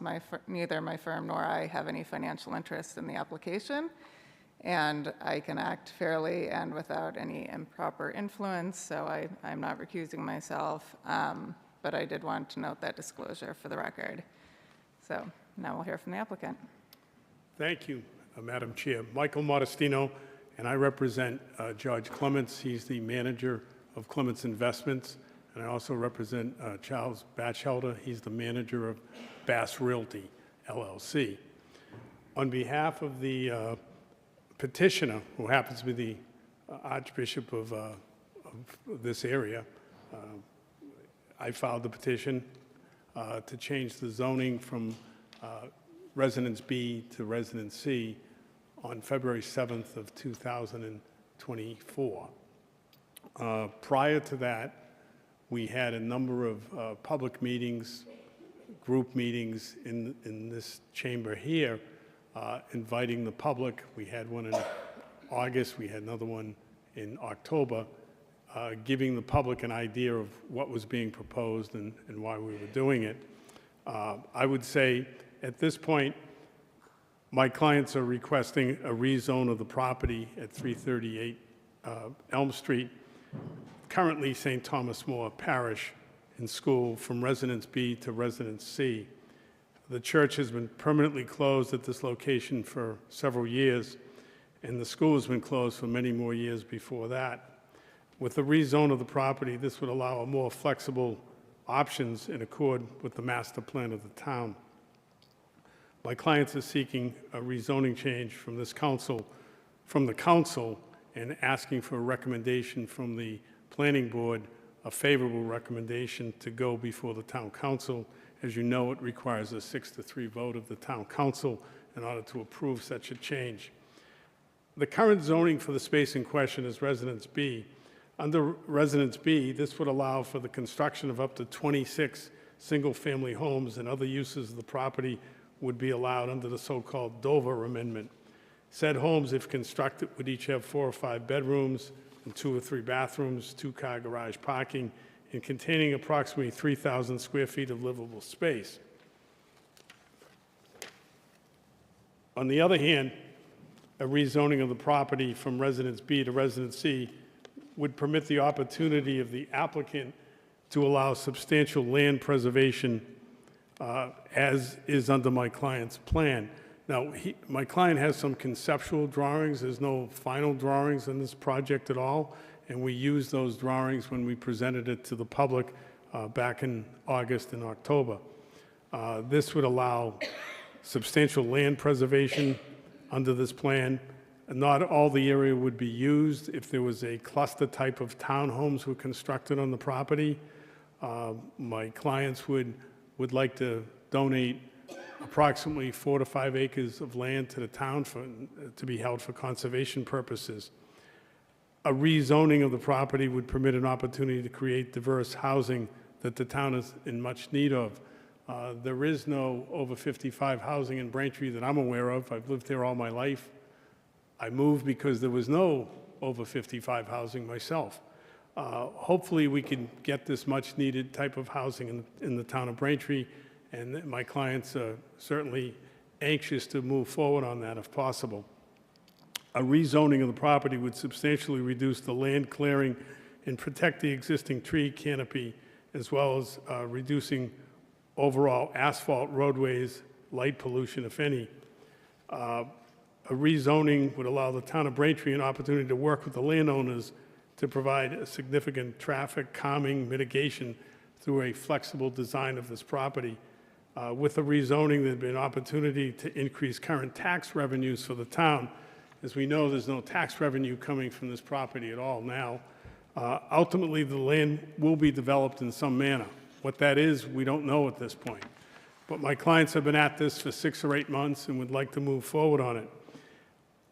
I would submit that it would be more beneficial to the town and surrounding neighborhoods to have this type of housing, cluster type of housing, townhomes, over 55 housing. It would be reasonable in scope and more manageable for the town, for town services than other alternatives that may be available for the development of this 11.8 acre parcel. I would request that your members of the planning board consider giving us a favorable recommendation to move forward on this matter. Now, I recognize that there's a number of people here. We had a number of people at the 2 public hearings that we had. Some of the people spoke in favor, some of the people spoke against it. I don't want to interrupt on their time. I want to give them the opportunity to speak and say their piece of mind. I would like to reserve the right to make some comments about that after they get the opportunity to speak. Thank you. Okay, thank you. And I know we have a staff report on this. Director Santucci-Razzi, is there anything you'd like to add at this time? I just want to point out, and I want to thank Mr. Modestino for his comments. We have had several meetings, and I want to just inform the board about going back to when we originally met and started speaking to Mr. Clements about this particular project. And this is just a snapshot of my report. But the emphasis was on clustering the units, minimizing clearing, and preserving buffers to the abutting residential lots and homes. And those were really the things that we said were going to be paramount here. And understanding the subdivision control law, and we all know what subdivisions look like, and we all know what they start to look like and what they look like, 3-4 years post any trees that were preserved start to come down, people get comfortable, the pools go in, the cabanas go in, all of these elements start to go in, and they significantly alter the landscape from what was originally approved by the board, all within zoning and allowed and not subject to any further board review. And we felt as though, frankly, that would, they would probably clear cut a very good portion of the lot. Our subdivision rules and regulations require 50-foot layouts, massive cul-de-sacs. This board has seen those cul-de-sacs, driven those cul-de-sacs.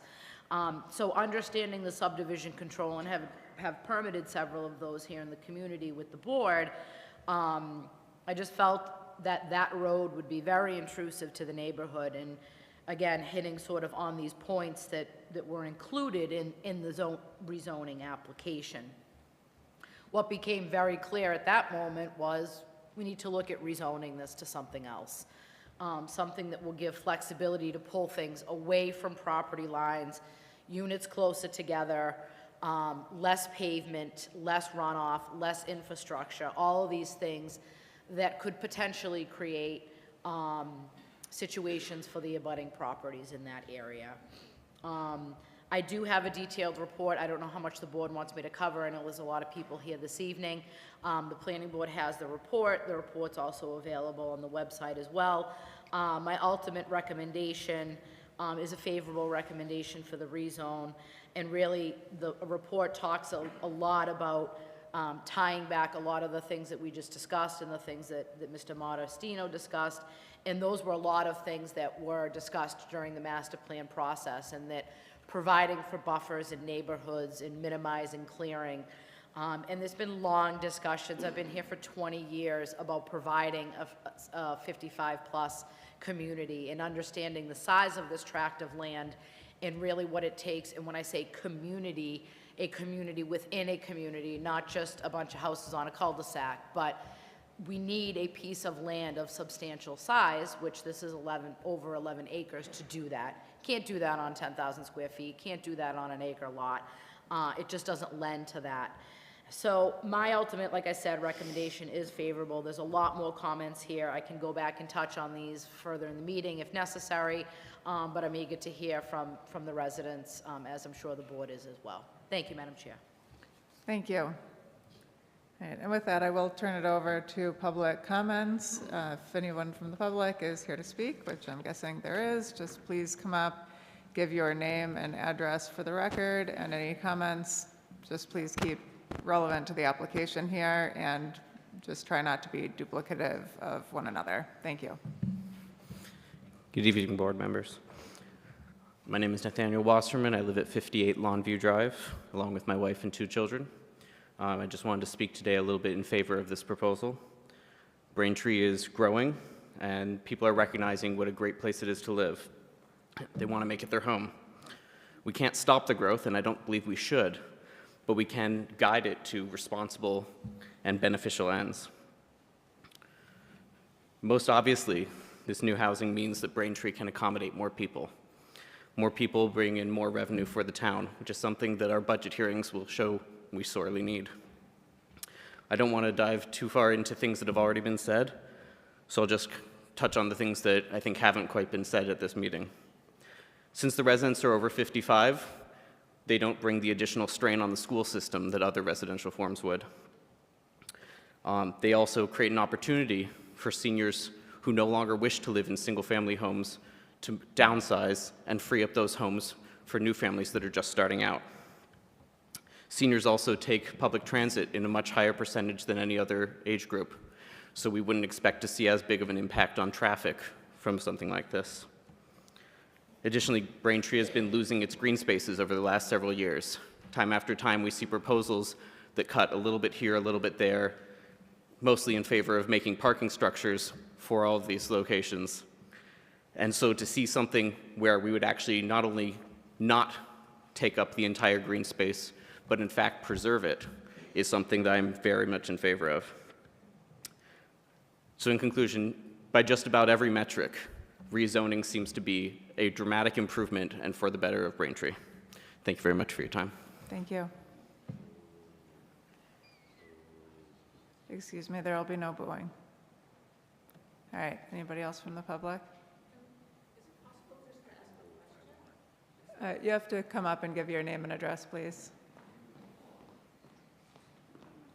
Hi, my name is Diane Nicolaris. I'm at 14 Cornell Street. And I just have a question, and that is, I think, if I understood correctly, you said that the current zoning allows for 26 homes to be built on that property. I think, so I was just wondering, like, what would the new zoning, if it gets changed to, what does that allow for? Thank you.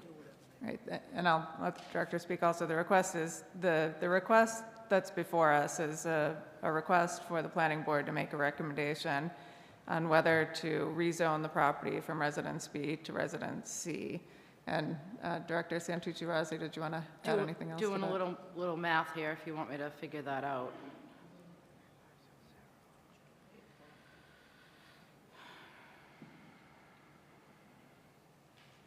While she's figuring that out, I will just note that the bylaw has a table of uses that are allowed in each of the different residential districts, and some of the ones more applicable to the application are that what used to be called apartment houses and 2 families, that I know we changed the name, but I can't remember exactly what we changed it to, is no in Residence B and yes in Residence C.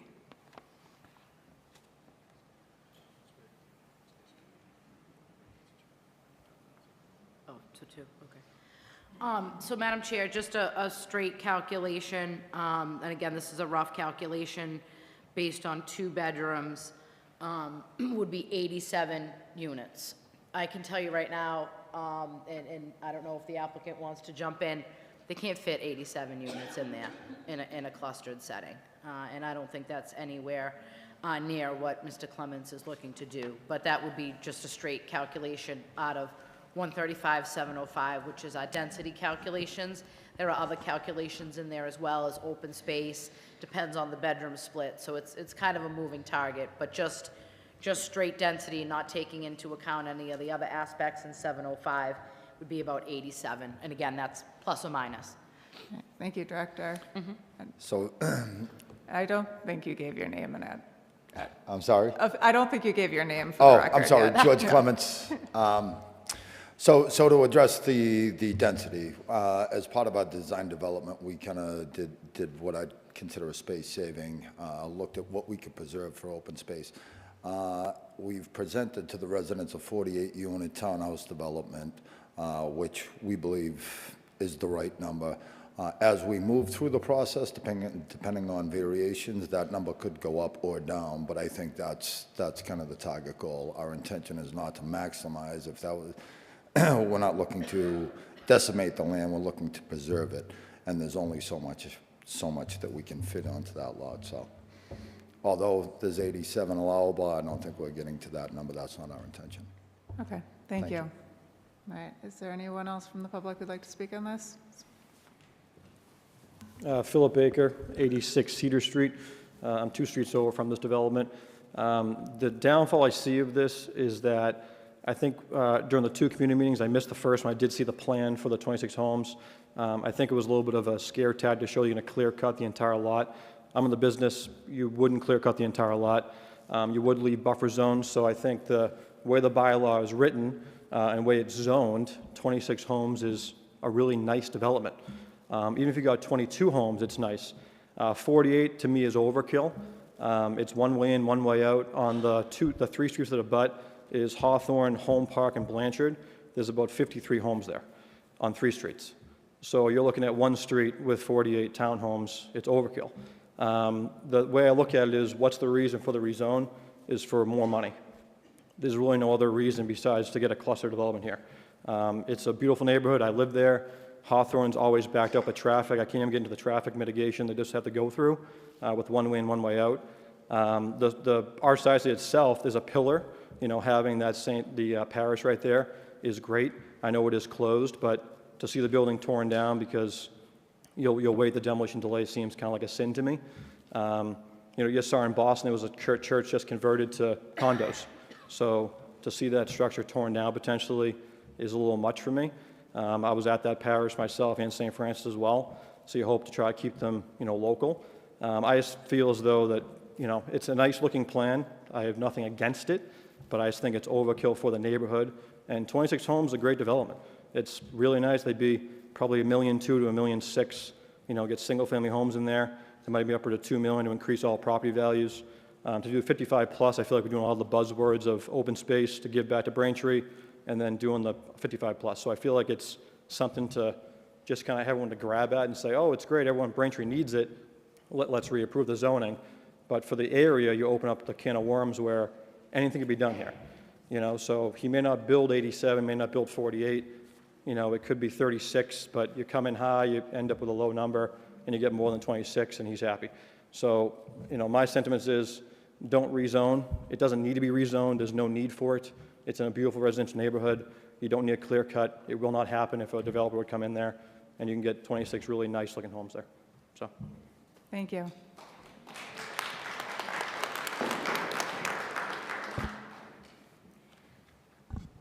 Hello, my name is Liz Page. I live at 137 Stores Ave. And first, I would like to make a suggestion that a survey is sent out to the abutters to get a consensus on how they feel. And I have a few questions and a few comments that I would like to make. Where is the wetlands? Are we going to show that on a map? And how much of this land is wetlands? Okay, that is one question. My next question, through the chair, I would like to ask these questions through Director Santucci-Rossi. Where would the townhouses be built if they were built on this map? And where would single-family homes be built if they were built on this map?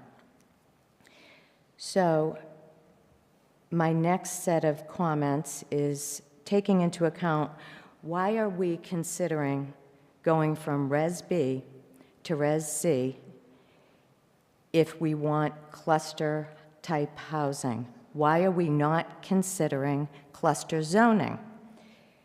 And in my opinion, the most significant difference between Res B and Res C is that Res B prohibits the construction of an apartment house, while Res C allows the construction of apartment houses as of right without needing a special permit from the planning board. In other words, Res C does not achieve the benefits or protections that the residents need from a high-density development, which an 87-unit wouldn't be built as a cluster, it would be built as an apartment building. So why are we not considering some protections for the neighborhood? And in other words, I don't believe the protections would be allowed if we used Res C. This applicant may intend on building a very attractive cluster development, but let's say some unforeseen event occurs and the development is forced to sell his property.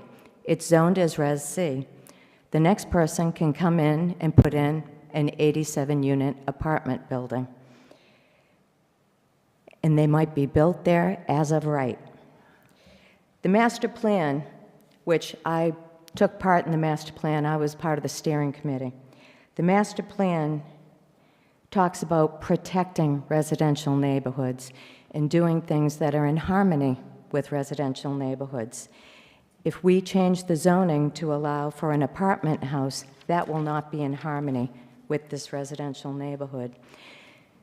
Some of the points that Mr. Modestino made in his letter talk about, one, more efficient use of land in harmony with natural features of the area, to encourage the preservation of valuable open space.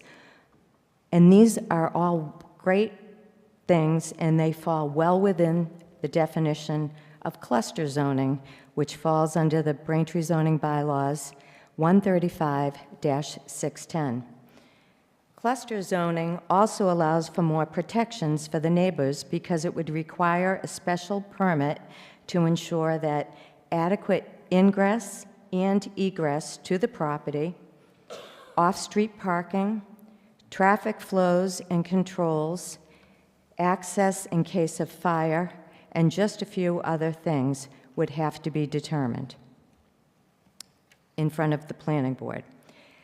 With Res C, it might allow from anywhere from 80 to 100 units, and we determined it was 80-something. In a cluster zoning, the maximum it would allow is approximately 44 to 48 units. So the developer has stated that he intends to build cluster-type townhouses, and it is not his intention to build a large multifamily building. Therefore, rezoning the property in a way that precludes much cluster-type housing but allows a multifamily building by right seems ill-advised and not in the best interest of the neighborhood. I would hope that the planning board will vote against changing this to Res C, because I do not see Res C as offering protection to the neighborhood, but actually making them more vulnerable. Thank you.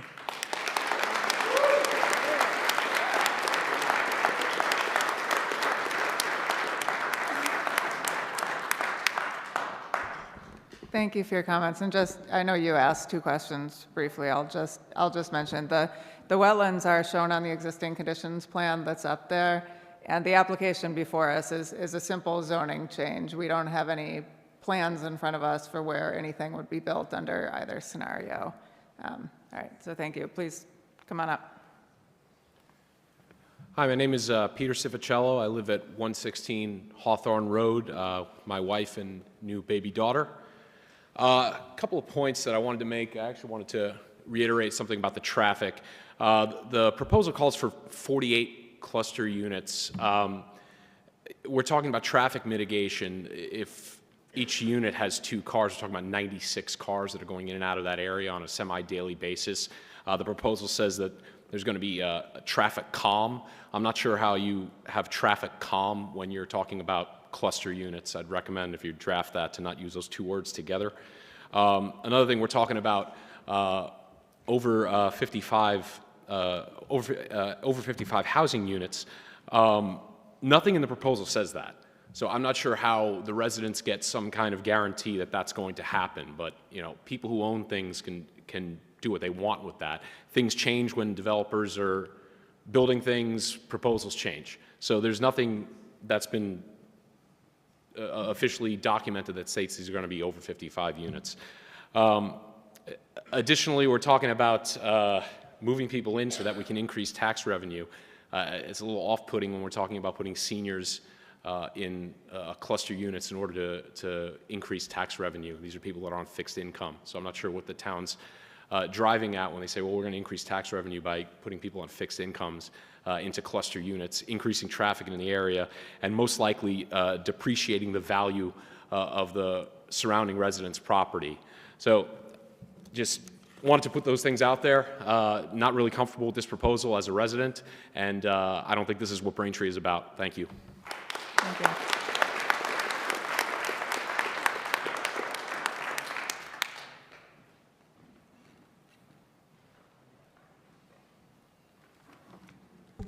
Good evening, Madam Chair.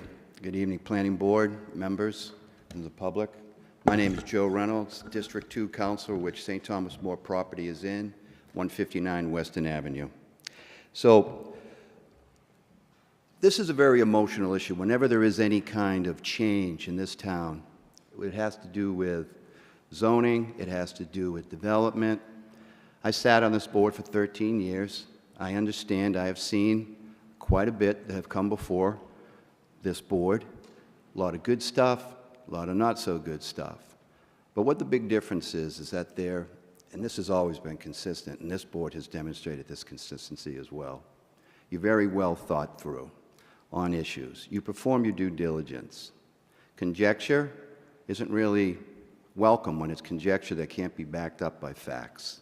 Facts-based decisions, that is what's best for our community. I too sat on the Master Plan Steering Committee, and I do agree with the planning director that the proposal, and again that word is key, a proposal, this isn't a project that's official yet, this is a step, this is a first step process. The proposal is in more harmony with what the master plan calls for, and there was a couple examples for that. Now, a Res B project would have its pros, it would have its cons. A Res C project, in this particular case, if it was to be Res C, I would want it to be a townhouse project similar to what is being proposed here. I wouldn't want an apartment building. So I've had my conversations as well with the developer, and I've had conversations with many of the neighbors.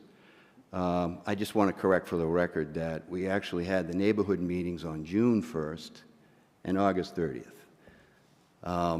June 1st was where they presented Mr. Clements, the developer, proposed developer here, has brought in a proposal or a schematic illustrating 26 units. Well, 26 units really, I don't think, can be built on that property due to the wetlands there. So that number most likely would be a smaller number. Communication is really key here, and tonight, facts really have to be shared. I've heard a couple of statements that I would categorize under conjecture, but I've heard other statements that definitely would categorize as fact. And like anything, we're going to have folks who are going to have differences of opinions. That's what democracy is all about. Having served this community in a couple of different capacities over, boy, close to 25, 30 years, that has really been one point that's been driven home to me, that you're always going to have differences of opinion, and you're not going to be able to please everybody. But it's our role as public officials is to perform due diligence, assess to the best of our abilities with all of the information that we can collect, formulate a plan or confirm what has been put before us, and then make a decision that's best for the entire community, as well as with a special consideration toward the neighborhood that any proposed use is before us. So as I said, there's a lot of emotion that I'm involved in this process, and I don't blame people for that. We're human beings. So what we really need to do is to make sure that we're using our best reason, that we're looking over the horizon and trying to anticipate to the best of our abilities what the future holds for us based on whatever the decision we are going to make on this particular property. So what we have here tonight is a proposal to change or for a 48 townhouse property. In order to do that, the zoning would have to be changed. And of course, the planning board is just a recommending body for that, and it would be the town council, which I sit on, that would be the final vote on whether or not that would be appropriate change or not. So, as an elected official, and I made some comments here, so I'm just going to take a moment to read these. As an elected town council, it's my responsibility to look out for the best interests of the residents of District 2. This includes the quality of life, safety, public welfare of the district, and for the town as a whole.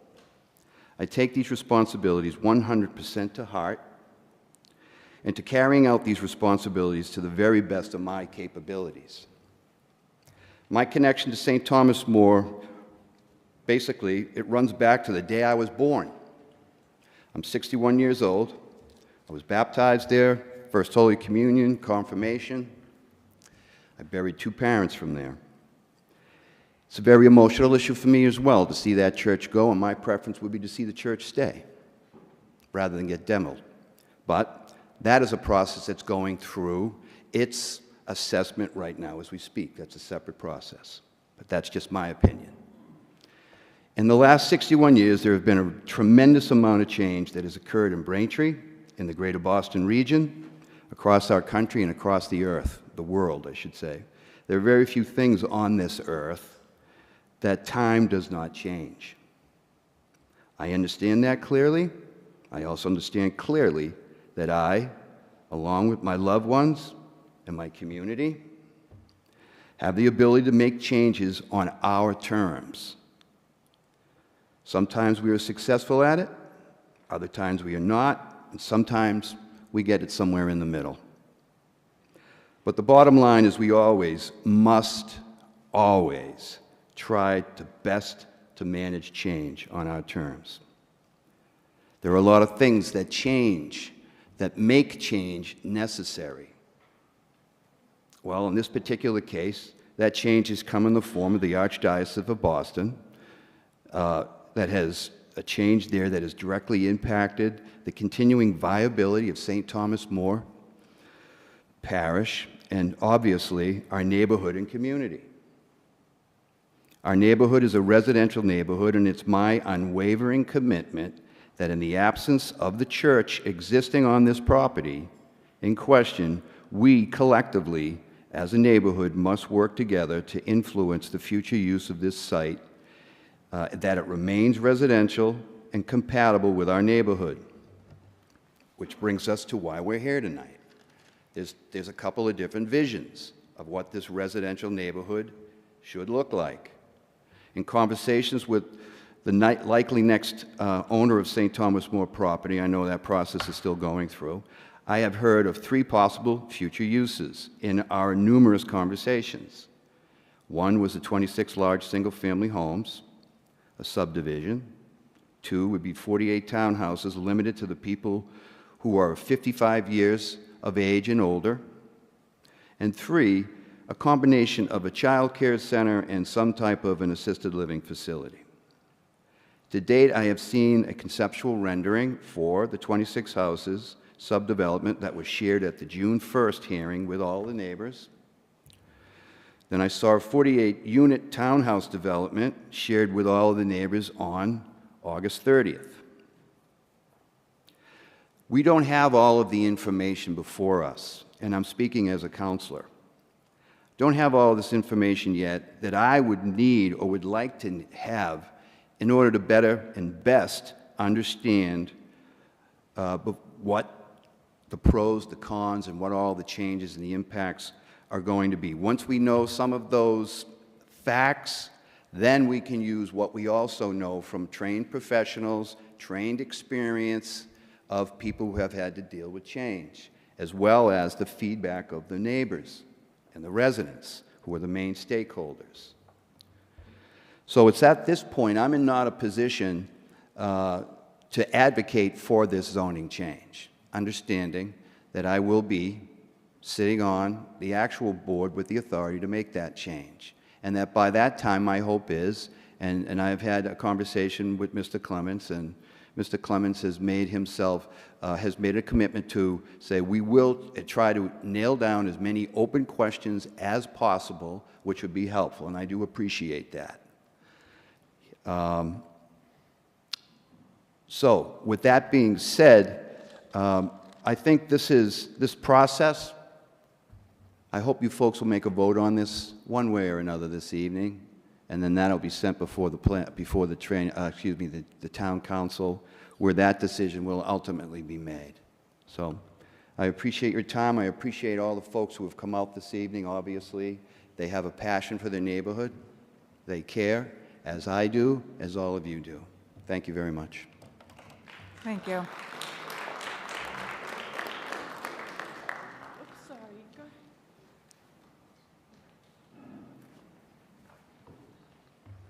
Good evening. My name's Anya Zola. I'm at 349 Old Elm Street. Fact, the town of Braintree Engineering Department put in a gravel bed in my backyard, and my abutters to the right of me, 4 homes back in the 1980s. It didn't improve the drainage, made it worse. Okay. Fact, the Conservation Commission in 2020 approved a patio project to my neighbor at 355 Elm, and there was no oversight as to the installation, and I now have even more water coming in, and my neighbors, we can't even mow our back lawns back there. The drainage isn't happening. In fact, my neighbor across the street put on an addition and did a huge, probably $60,000, $70,000 landscape job. And now he's got his water draining down his driveway. He's at the corner of Old Elm and Blanchard. He's got a drainage, storm drain in front of his house, one across on the other side of Old Elm, and one on the other side of Blanchard. Fact.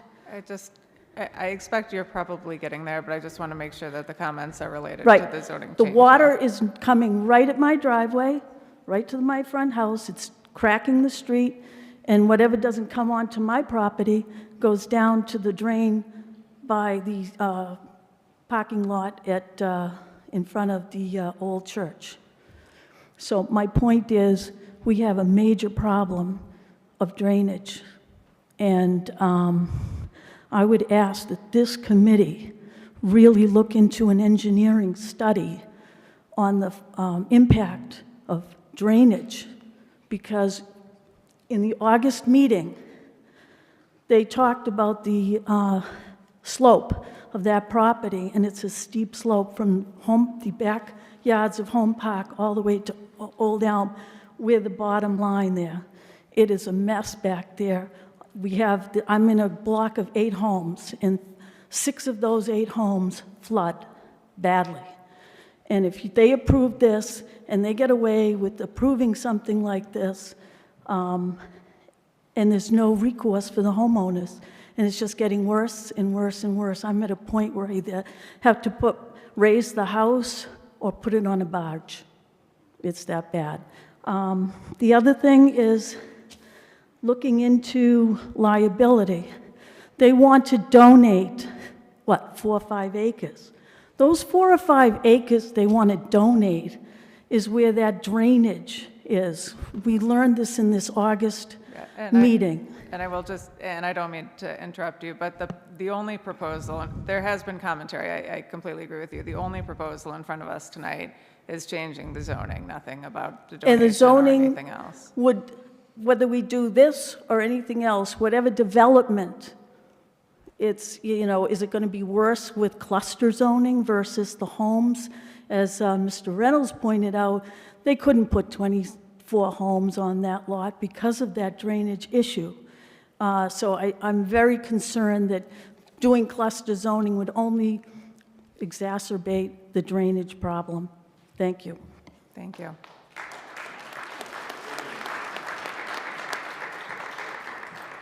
Hi, my name's Jean O'Brien Boback. I live at 153 Park Street, and I've lived there for 39 years, and I'm a butter to St. Thomas More property, and this is very, very dear to my heart. But I have 2 points of information because I just don't understand. If the Archdiocese is the property owner, why is Mr. Clements making the proposal to the board? I don't understand. Director Santucci-Razzi, would you like to answer that one? Or I can, I mean, they would, Yeah, you can the answer it, application yeah. was made by both. Pardon me? The application was made by both parties, and they... But Mr. Clements doesn't own the property. I just simply don't understand why anyone other than the property owner has the legal right to petition you to change the zoning. The owner can allow rights to somebody else to come before the board. All right. My second point of information, which I just don't understand, has the town ever before spot zoned, changed one lot? This is just one lot of property that they're proposing a zoning change, which I'm adamantly opposed to. But has this ever happened before in the town, where they just change one lot for zoning?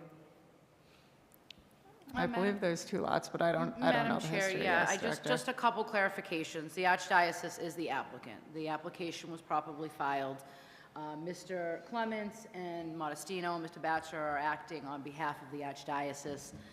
They have signed the application, and they're representing the rezone as they have the interest in the rezone application. I received a lot of comments from the neighborhood with this line, 1 lot, spot zone. It is in fact 2 lots, and as I've detailed in my staff report, when we say lot, this is a very, very large lot. I'm describing it as a tract of land. I don't think it's fair to compare this to any of the lots that the individuals own here today that range in size from, the neighborhood is significantly non-conforming, undersized lots and several non-conforming structures. The other item is that the issue of spot zone, in my opinion, is not on the table at all. I've included zoning overlay maps in my staff report of the entire neighborhood. There is a majority of the neighborhood to the north, east, and west that is Residence B. The immediate intersection diagonally right across the street from the Archdiocese, from the parish, St. Thomas More Parish is zoned Residence C. So that exists in the neighborhood. That zoning is there, and I would, for the public's benefit, and the board already knows this, is if you go to any of these sort of intersections in the community, we could start naming any of them. We could look at the Landing, we could look at South Braintree Square, North Braintree Square, Liberty Grove, all of these intersections. You typically have general business at those corners or Residence C district, and then you work your way into the Residence B neighborhoods and side streets. So I'm not concerned about the spot zone, that this has been sort of reiterated in the letters that I received. If the board has any further questions on that or would like any clarification, we can get that from council. We're talking about 12 acres of land here. I think describing it as a lot is really not fair. I would describe it as a tract, and a fairly large tract, based on the quote lots in the neighborhood. Thank you, Madam Chair. Thank you. Well, I disagree. I think this is a lot of property that the church owns, 11 acres, and I'm opposed to changing the zoning for 1 lot of land. Another question I have is what I've heard is 55-plus housing. Is there any way to make that happen? The application before us is a simple zoning change. All right, then that's all we have before us. I'm asking you not to change the zoning. It's very, very dangerous, in my opinion, to change it to Zone C. I don't want to live in a neighborhood that could have an apartment building with 87 units in it.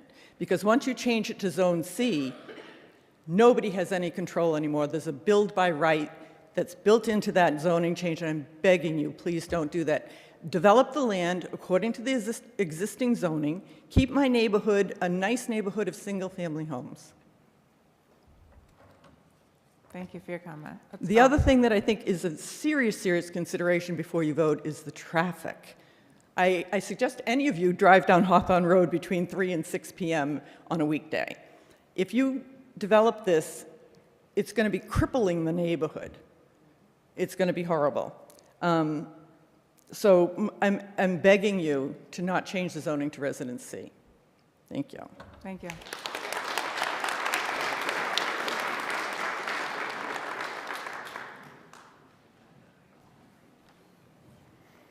Kelly Moore, 46 Hollis Ave. A few comments on previous speakers. First of all, if this becomes over 55, and I know that's not why we're here, I just found out that I'm elderly.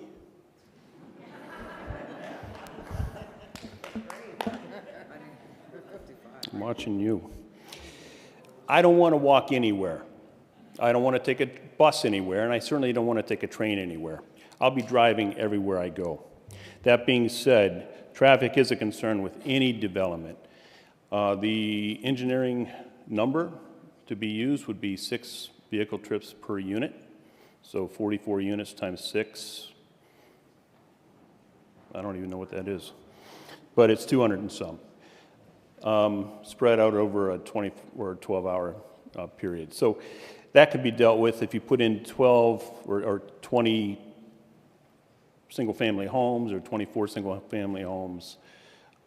That would have its own impact, not to mention trips to dance studios and hockey teams.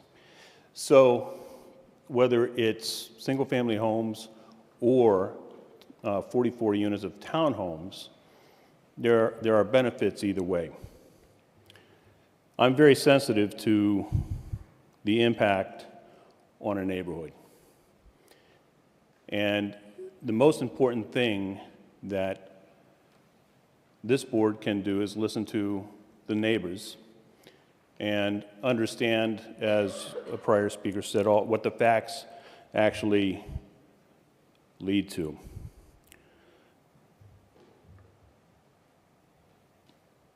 I have a letter I'll submit for your edification.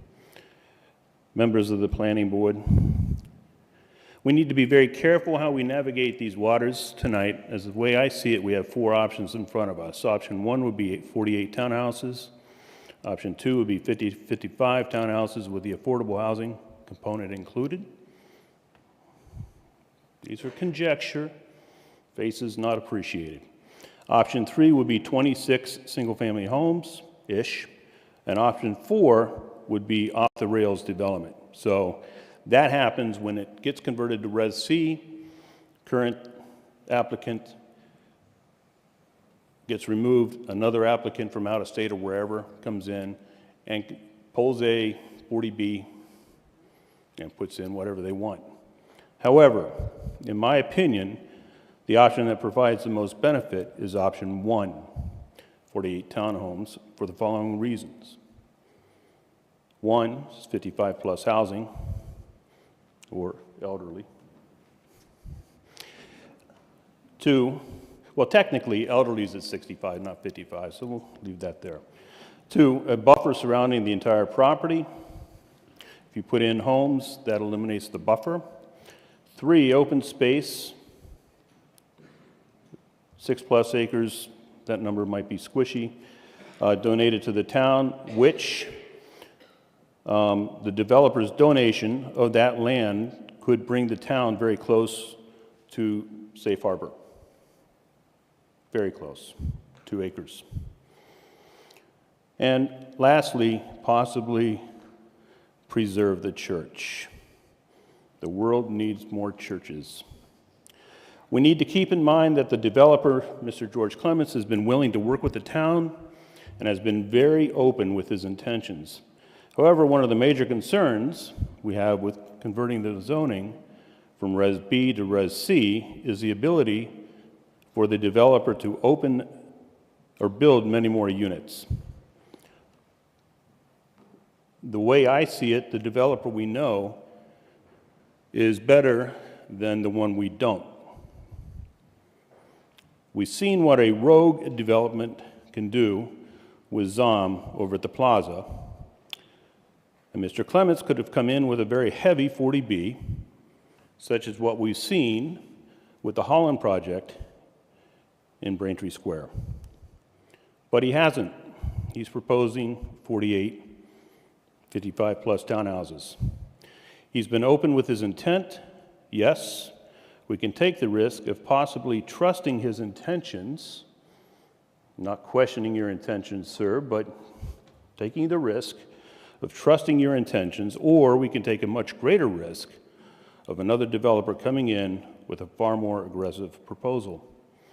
My opinion is we work with Mr. Clements and build something we can all be proud of which benefits the town and its residents. Respectfully submitted, Kelly Moore. Thank you very much. Thank you. All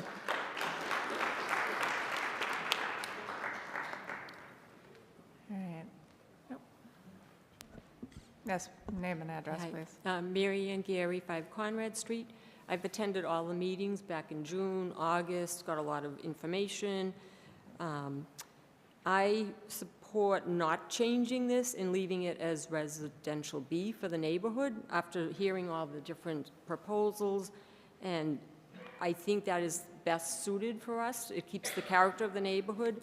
There'll be plenty of more multifamily housing being built around all the new T-zones, if people went to those meetings, which I also went to. So I don't feel that there's any reason to change the zoning at all for this. I actually live up on Conrad Street, and behind me was, and I brought this up at the very first meeting, I think the public meeting we had, there was a big, large piece of land behind me. I don't know how many acres, it's probably about 8 acres, and it was an open field. I was told it would never be developed. There's now about 12 houses behind me, single-family houses. It abuts my yard. My fence is right there on the abutting. And it's actually, when we were a little nervous when they were going to put in all the single-family homes back there, but it came out beautiful. If anybody wants to go ride by it, it's absolutely stunning. There's not a lot of noise, there's not a lot of traffic. I think there's 8 to 10, most of it's in Braintree, a little bit, I think, is in the Quincy line. And it came out wonderful, and it's just kept the neighborhood really in great shape for all Res B, single-family homes, and there's no problems at all there. In fact, it improved our neighborhood and improved all the values, and I've heard a few folks talk about the value of your homes, because it will change if you go in and put in 48. I went to the meeting where they showed us the 48 townhouses. Many of them appeared to be kind of like stuck together like row houses. I grew up in Dorchester.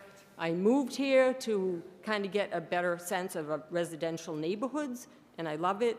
You can go up and look on Galvin Boulevard, where they put in a whole section. They took a big piece of land, they knocked down an old barn and an old house, and they're all stuck together. They come right about to the sidewalk, and it's not pretty.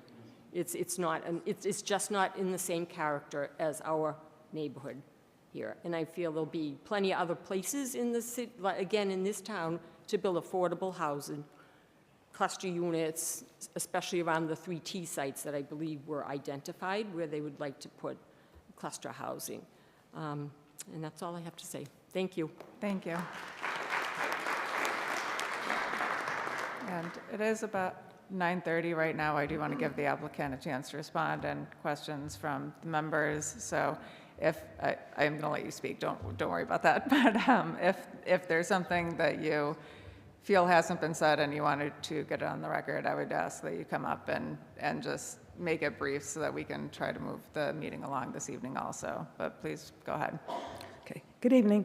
My name is Kathleen Fernandez. I live at 265 Elm Street, which is the Elm Street Apartments, which is like right next to the former Danny's Cleaners and across the street from the church. And my concern is with traffic safety. Just before I moved to the apartments 13 years ago, I really wasn't familiar with the area, so I called the police department and I said, I'm considering moving into that apartment house. Do you get many calls there for trouble or anything? And they said, no, we have no problem with the apartment house. The problem we have is with traffic accidents at that 5-way intersection. They said it's really bad. So that's what I'm concerned with. If they're going to put in a lot of units, and like they said, you know, if 2 cars per unit, then there's going to be a lot of traffic there. And down the street on Adams Street is like parking garage for the school buses. So there's every morning and every afternoon, there's many, many school buses going by there, and the traffic guard for the kids crossing the street. So my concern is just traffic safety.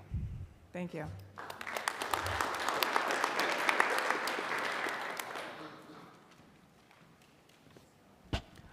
John Herron, 141 Walnut Street. I'll be brief. I'm a long-term parishioner of St. Thomas More. My concern with the proposal is if the zoning is approved and for whatever reason the developer is unable to go ahead with the project, the 48-unit project, what happens? The area will now be zoned Residence C. Another developer can come in with a much larger project, which could be a poor fit. I would recommend that if you are inclined to approve this project, you do it with the condition that if the project does not go forward, that you make it conditional upon, I would make it conditional upon the project going forward. Otherwise, revert it back to Residence B. Otherwise, I would urge you to turn this down. Thank you. Thank you. I'll keep it brief. Nancy Kennedy, 119 Blanchard Boulevard. I just want to go on the record to say that I oppose the cluster and the townhouses. I think it's, I don't want the church being torn down at all myself either. Grew up there. It's my parents, my mother worked there, everything. I just think that our neighborhood would be suited better for single-family homes, for people raising their children like I was raised there. And the traffic is horrendous.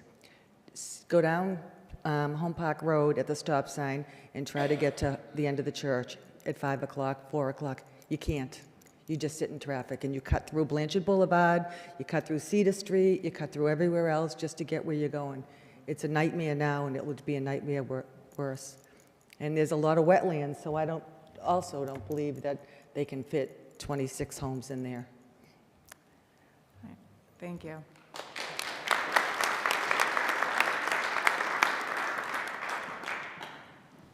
Hi, I'm Matt O'Leary, 28 Blanchard Boulevard, directly abutting one of the driveways there, and I see the constant flow of vehicles going in there at night, pulling trash from my side yard there. So my thing is, I'm kind of for change to get something going, because it just needs to change from what it is now. You see the cars, and it's crazy to me. So I'm kind of for almost anything at this point to get something changed. Thank you. Thank you.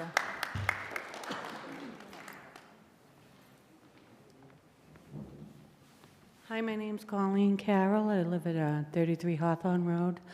I just want to voice, I don't want the zoning to change.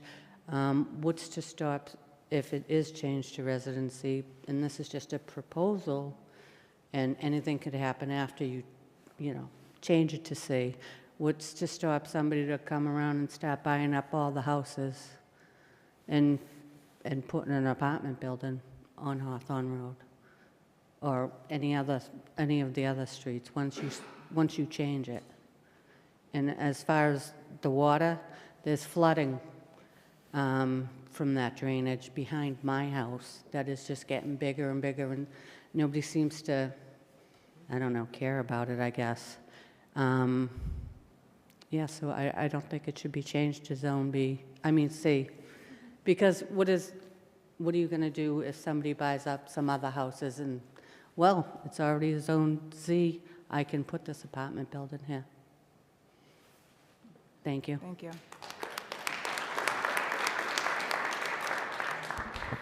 Hi, my name is Megan Stellman. I live at 34 Blanchard Boulevard. I abut the property, specifically the May Center. Like Matt said, there's always something going on there. I drove by on Friday, and the boarded windows, one of the boards were down, and I could see a light on in the building, and a mattress was outside the window. So it's important that something gets rolling soon. I would love to fully have faith in Mr. Clements' plan, because I do think that there's strength and diversity of housing. A home can be a house, it can be a townhome, it can be an apartment building, and I think all those have value. That said, I believe Residence Zone C is a max of 3 stories, is that correct? Yes. So, Do you want to answer that, Director? Yeah, the number of stories and the height in Res B and Res C is identical. They're the same. 3 stories, 35 Thank feet. you. okay. So does that mean the max height would be 3 stories of a building on the property? Okay. In the May Center, I believe, I'm not sure if that's 2 or 3 stories, but the height in terms of, it's hard, yeah. So eyeballing, it seems like a tall building, but obviously I haven't measured. But, you know, much like the house, the place that Phil was proposing on Hancock Street, 31 units, 3 stories, which is beautiful. I think that behind in that property, it can be beautiful as well. Maybe not exact that, but I do think there's strength and diversity. And if you want to keep the children safe, add sidewalks to Blanchard Boulevard. That will help us keep our kids safe. Thank you. Thank you. All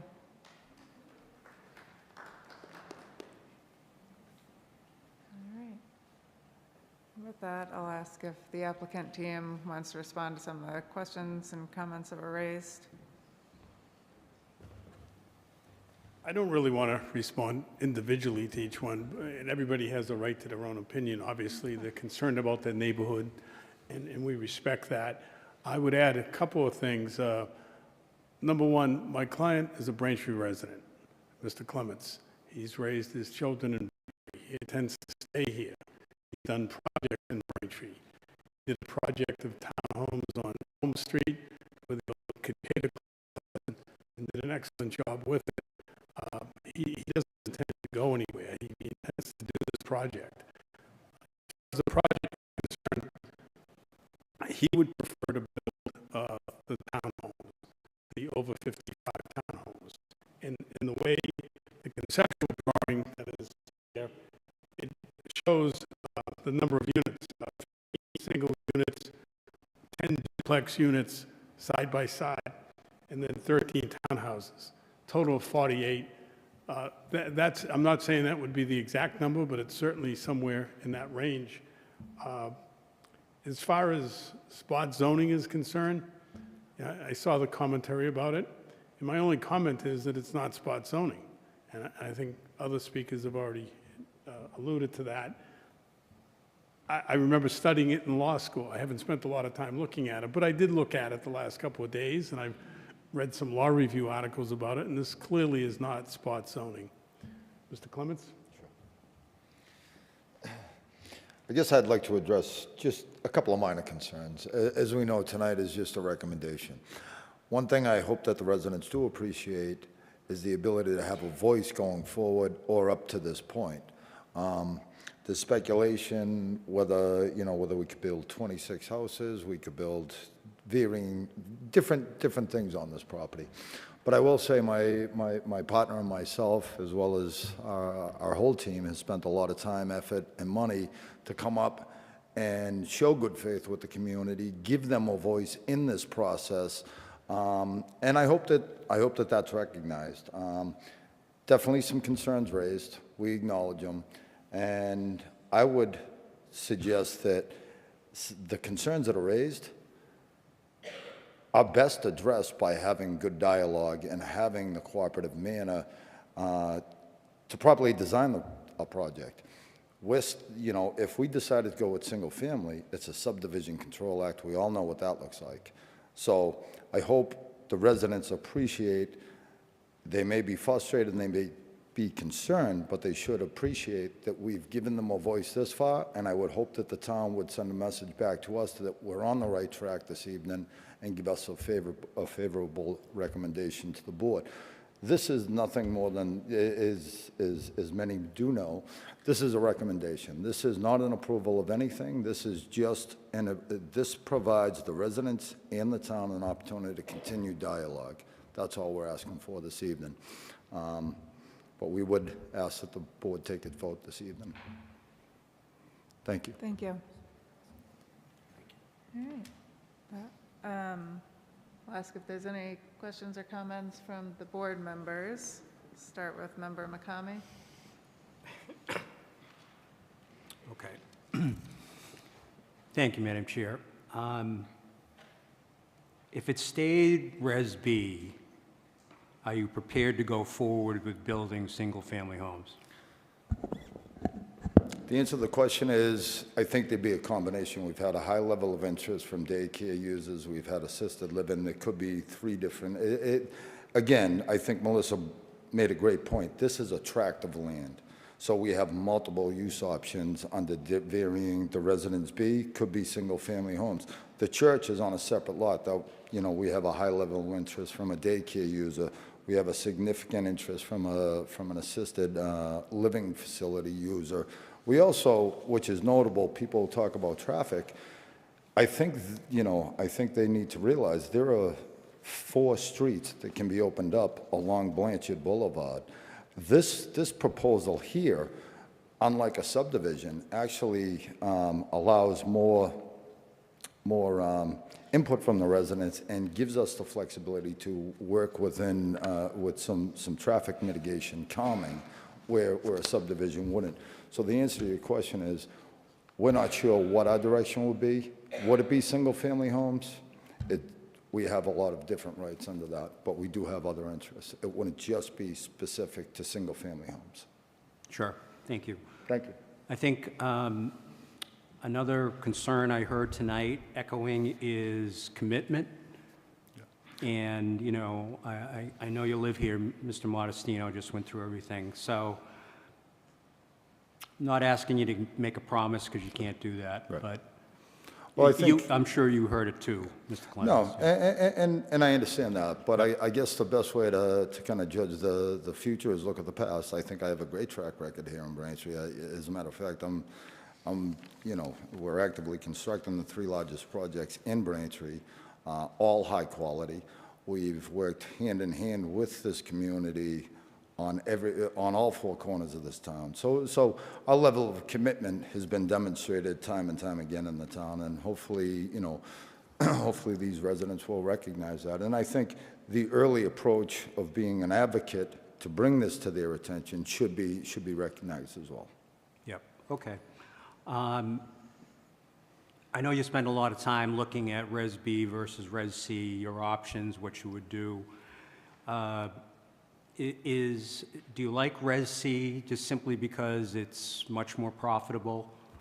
Profitability doesn't weigh into this.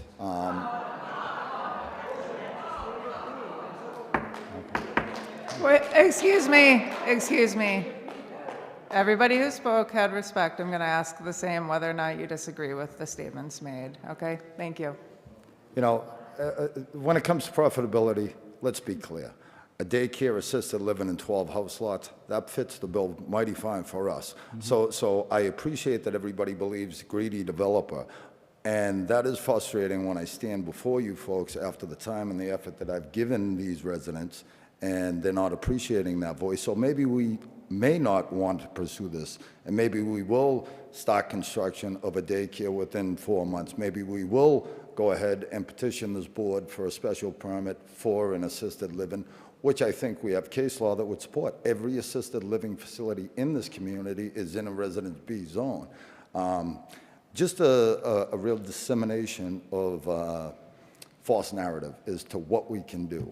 We're trying to give this community the voice, and we want to work with this board and other boards.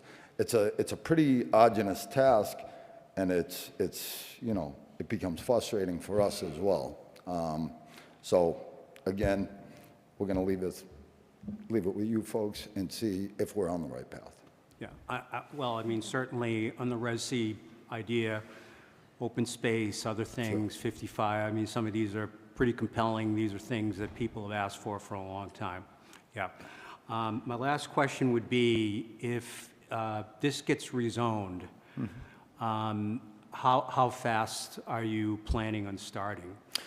Well, I think historically any project that I've permitted in the town, I start within anywhere from 60 to 90 days after full approval. So our intention is not to come in, waste the board's time, waste the residents' time. we're committed to the project. We start and we permit, build, and sell. We don't come in, we don't permit and then sell. We're traditional developers. So Okay. our intention would be to move the process as quick as possible to get the construction started and completed in a very timely manner. Great. Thank you, sir. Thank you. Thank you, Madam Chair. Thank you, Member McCamey. Member Kent? Yeah, maybe if I could understand a little bit better the history of this parcel, and you alluded to it, that there's 4 roads that haven't been built going in there. For due diligence purposes, I got up there this morning and walked around, and it would be a tough piece of property to build on, right? There's lowlands, there's wetlands, there's ridge. I'm wondering if, whoever back in the day had owned this property opened up those roads and then figured out what they saw and said, we're going to give this one to the church. I mean, No, what's going on here? No, the topography, from a development standpoint, topography doesn't bother us. Of course, there's steep slopes. We work with that every day. The site doesn't pose a challenge to us. As a matter of fact, I'm working a 16-acre site that have much more severe topography issues at the former Graziano site. We're familiar with it. We're confident in what we could do with this project. We have qualified engineering team, so we're comfortable with the land. It's actually pristine land, and to that point, that's why we look at it and say it's a great opportunity to preserve that pristine land. And then, quite frankly, it would be a lot more economical for us to go ahead and open those streets up and divide houses in 2, because then we don't need to build a cul-de-sac road. We could actually utilize those roads as part of that. So I think that's the other thing that needs to be taken into account. Traffic would be a real nightmare with 5 new streets added onto Blanchard Boulevard. And what would your plans be for the buildings on the property at this point? So our intentions are the buildings are coming down. We are under a historic review now. We're meeting with the historic board. And, maybe there is an opportunity to have a discussion about a preservation of the church or some form thereof. But we're not going to have that discussion or have the ability to have that discussion if, in fact, we don't have forward momentum with the zoning change, because under a subdivision or a daycare or any other use, there is no repurposing of that church. And I'm not saying that's the case, that our intention is to repurpose, but we can continue that discussion with the Historic Commission. Okay, thank you. Thank you. Thank you, Member Kent. Member Grove? Yes, ma'am, thank you. There was an earlier reference to the cluster zoning. Sure. Have you considered that as an option? We did. When we started evaluating this, cluster zoning, its requirements for spacing and differing setbacks, it actually, under this, cluster zoning would not work as well as a Residence C. A Residence C gives us shorter buffers. It allows buffers in terms of density and how we group the housing. There's a lot more requirements under a cluster zone that would require us to utilize more land, believe it or not. It's kind of a backwards thought process. Okay, thank you. Thank Thank you, you. Madam Chairman. Thank you, Member Grove. Member Conley? Thank you. In Braintree, there's not a lot of available land, and to have this opportunity, I think we have to give a lot of thought to how we use and develop this track. With our master plan, we were called to insulate our residential neighborhoods, and without more information, I'm not comfortable at this time with rezoning. And I appreciate that. Thank you, Member Conley. Question for the director. The applicant has expressed their request for a vote tonight. Where are we on the dates for the application? Is there a statutory period to vote tonight versus another one, in other words? There's no requirement for the planning board on the time to make the recommendation. There was a requirement for a time period from when it was forwarded by the council to open the public hearing, which we satisfied. There are time frames for the council. is part of, I believe, is part of their deliberations. But the planning board, there are no 65 days or 100 days to make a decision or anything like that. It's once the hearing's open, the recommendation could come at any time. Okay, thank you. So my concerns are somewhat related to just the residence B surrounding the property. And I understand that there are other zoning districts on the other side of the street, but at this point, we're just being asked to change the tract of land from Residence B to Residence C when all the other properties that are abutting it are Residence B. And I think to do that, we need to be able to justify a public good or some other aspect to the proposal separate from a simple zoning change. And I'm a little bit concerned that we can't do that because we don't have any information that's concrete about what's being proposed. I understand that there have been plans, and I do very much appreciate the community meetings because this is an awkward setting and it's difficult to have a conversation about a proposal. And I do appreciate that you've gone through that with the district counselor and the community and gotten to this point. And I think gotten a lot of feedback. And I do agree that the townhome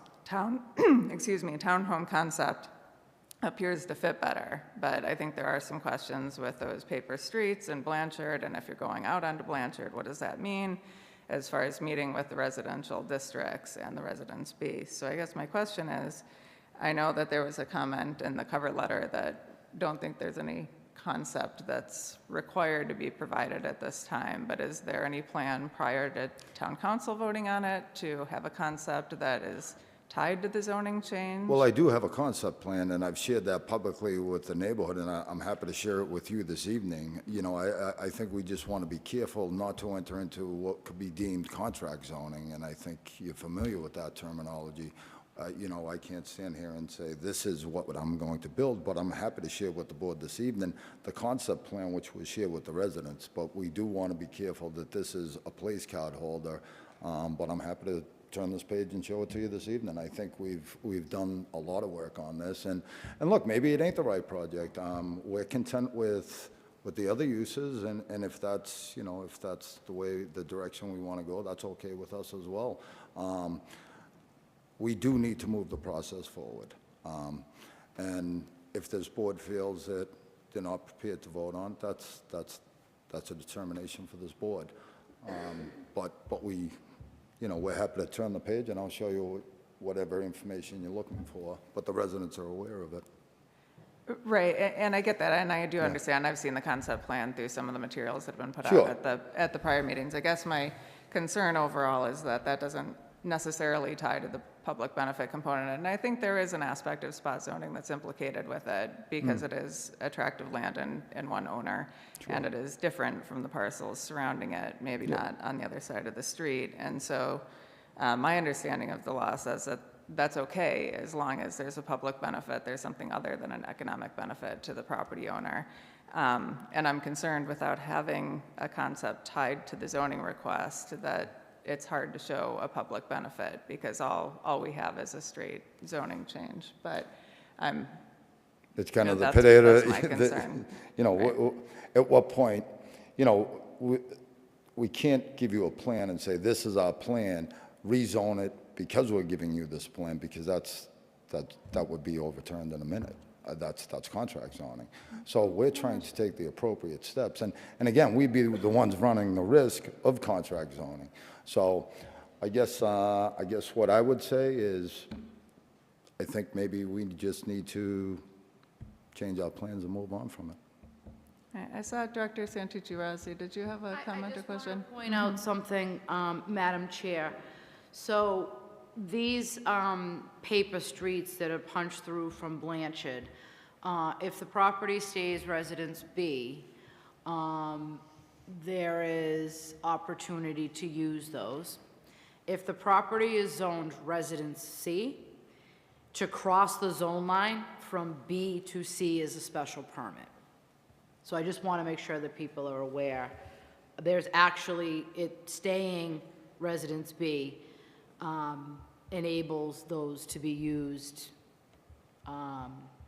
just used. If it's Residence C, if Mr. Clements, which I don't think he has any plans to do that, was going to punch through there, that would be a special permit. Okay. All right. Can I get one more clarification, please? Yes, sure. So, Residence C versus Residence B with a special permit for So cluster? to cross a zone line, so to go from one zone to access another zoning district, if you have to cross over a zone line, which there would be a line between the B and the C, is a special permit. And I think that Mr. Grove can probably speak to that. That was put in a while ago to prevent people from driving over residential areas to access primarily commercial and business areas. But it would still apply in this particular situation.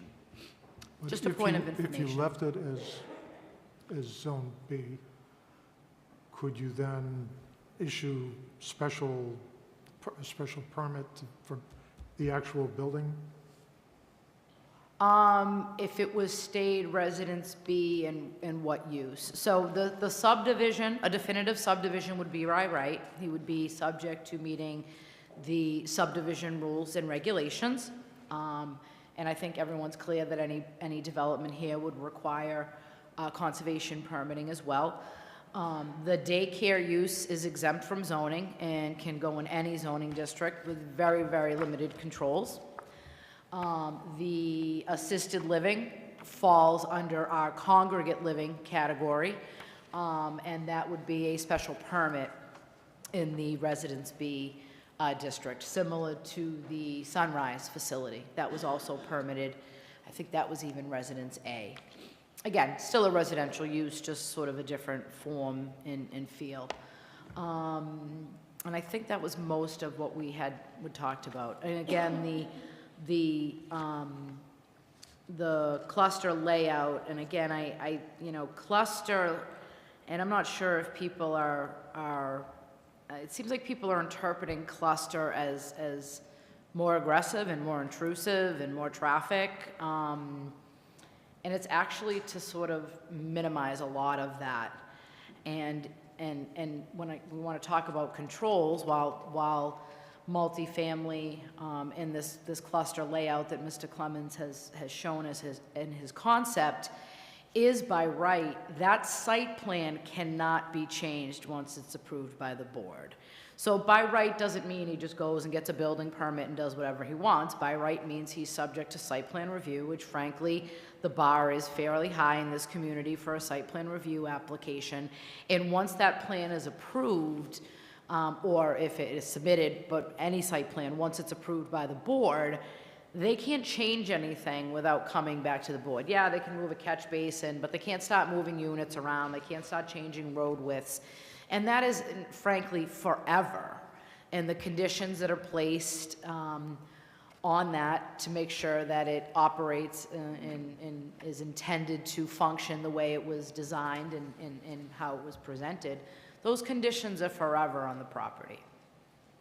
Definitive subdivision, we talked about some things today. We were just talking about accessory units and the size of those and things like that, and looking at this area and what types of things would be allowed on residential lots. I'm not speaking negatively about residential homes. It's just a lot more is allowed than would be under a regulated site plan development, if that makes any sense.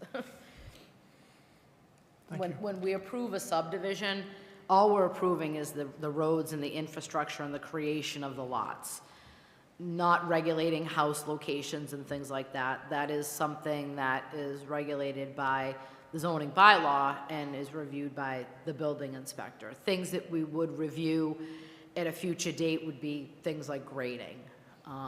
But given, the subdivision proposal, or if a subdivision proposal comes forward, we recommend that people show their grading so they can get it approved. Some people don't, and then they cry about multiple grading permits. But I think that if Mr. Clements was going to pursue a definitive subdivision here, and given the wetlands and meeting dimensional criteria and shapes of lots and depth and things, this thing's gonna get cut up pretty quick.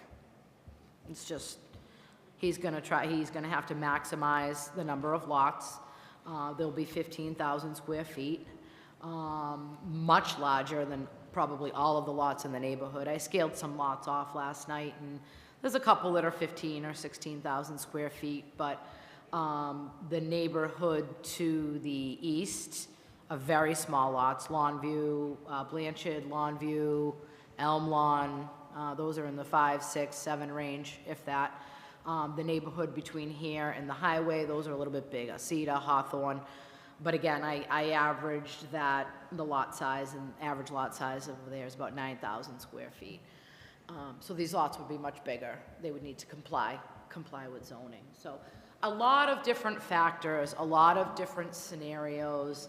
You know, I haven't seen anything besides this concept and something for a daycare. I haven't seen anything related to an assisted living facility, but those companies are always poking around. And it seems to be a more and more popular use nowadays. So I think I've said enough. I can answer any other questions, or if something wasn't clear, I'd be happy to clarify that. Really kind of coming at this with, you know, thinking about preservation and thinking about impact, and that's really sort of where we're coming from. I think that the idea of this being incompatible with the neighborhood, personally, I just don't think that exists. The proposals that have been shared are townhomes. They'll be sold to individual households, couples, smaller families, empty nesters, single people with a little bit of dough, whoever it might be. And it will function similar to a single-family home. But there'll be a higher level of maintenance and care, because that will all be controlled as part of the condominium association. So, you know, I think we could talk for hours on pros and cons on both sides of it. Mr. Clements is here looking for the rezone. The chair had mentioned a couple things. I'm not sure if those are things that, you know, Mr. Clements wants to address this evening, or we need more information to that. Be happy to take direction from the board and continue to work with Mr. Clements and Chip and Mike in regards to those requests. There have been some requests from the historic. We're dealing with those now, and we're going to be doing a site visit. I feel like I have 3 or 4 different hats on this particular project, and the very, very different jurisdictions and items that come into play. So kind of moving from historic to zoning to wetlands, and really trying to be comprehensive in that analysis, and trying to weigh all these different aspects that come in when we look at this piece of property. Thank you. A couple of follow-up questions. So if the zoning was changed to residency, then the property could be used still for the subdivision standard, same as they could for Residence B? So 1 acre minimum in Res C. Okay. And then if they chose to build multifamily, whether it be the townhouse proposal that's been put out or apartments, that would trigger the Section 705 minimums, the site Correct. plan review, and then the traffic study component of the bylaws, right? Correct. Okay. Yep. So that would be different than the Tree, subdivision. yeah, the tree removal. I mean, there's a lot of things that would come into play. Okay. Any other members have any comments or questions? Yes, ma'am. Yes. You made a comment earlier about public good. Does providing senior living space come under that umbrella? Yeah, I mean, I don't have a sort of a formal opinion. I think there could be a lot of things. Part of my concern is that we don't have anything concrete, and the applicant has said on the contrary, we're having a hard time providing something concrete because we're afraid that'll trigger the same thing that I'm worried about from the opposite side. So I don't really have an answer to that. Any other, Member McCamey? Sure. Just listening for the last 10 minutes, it strikes me, and including what you said, you have almost two good options, right? You could proceed Res B, what you just said, or if we rezone it, it could go Res C, or you could make some other changes there. Hadn't really thought about that, but I mean, you have two good options. We do, and it's very unique. And quite frankly, we're just trying to find the right option for the community and the town. And maybe I've heard a lot of people looking for us to do the by right zoning. If that's what they want, that's okay with us as well. We just wanted to give them the opportunity to have a voice.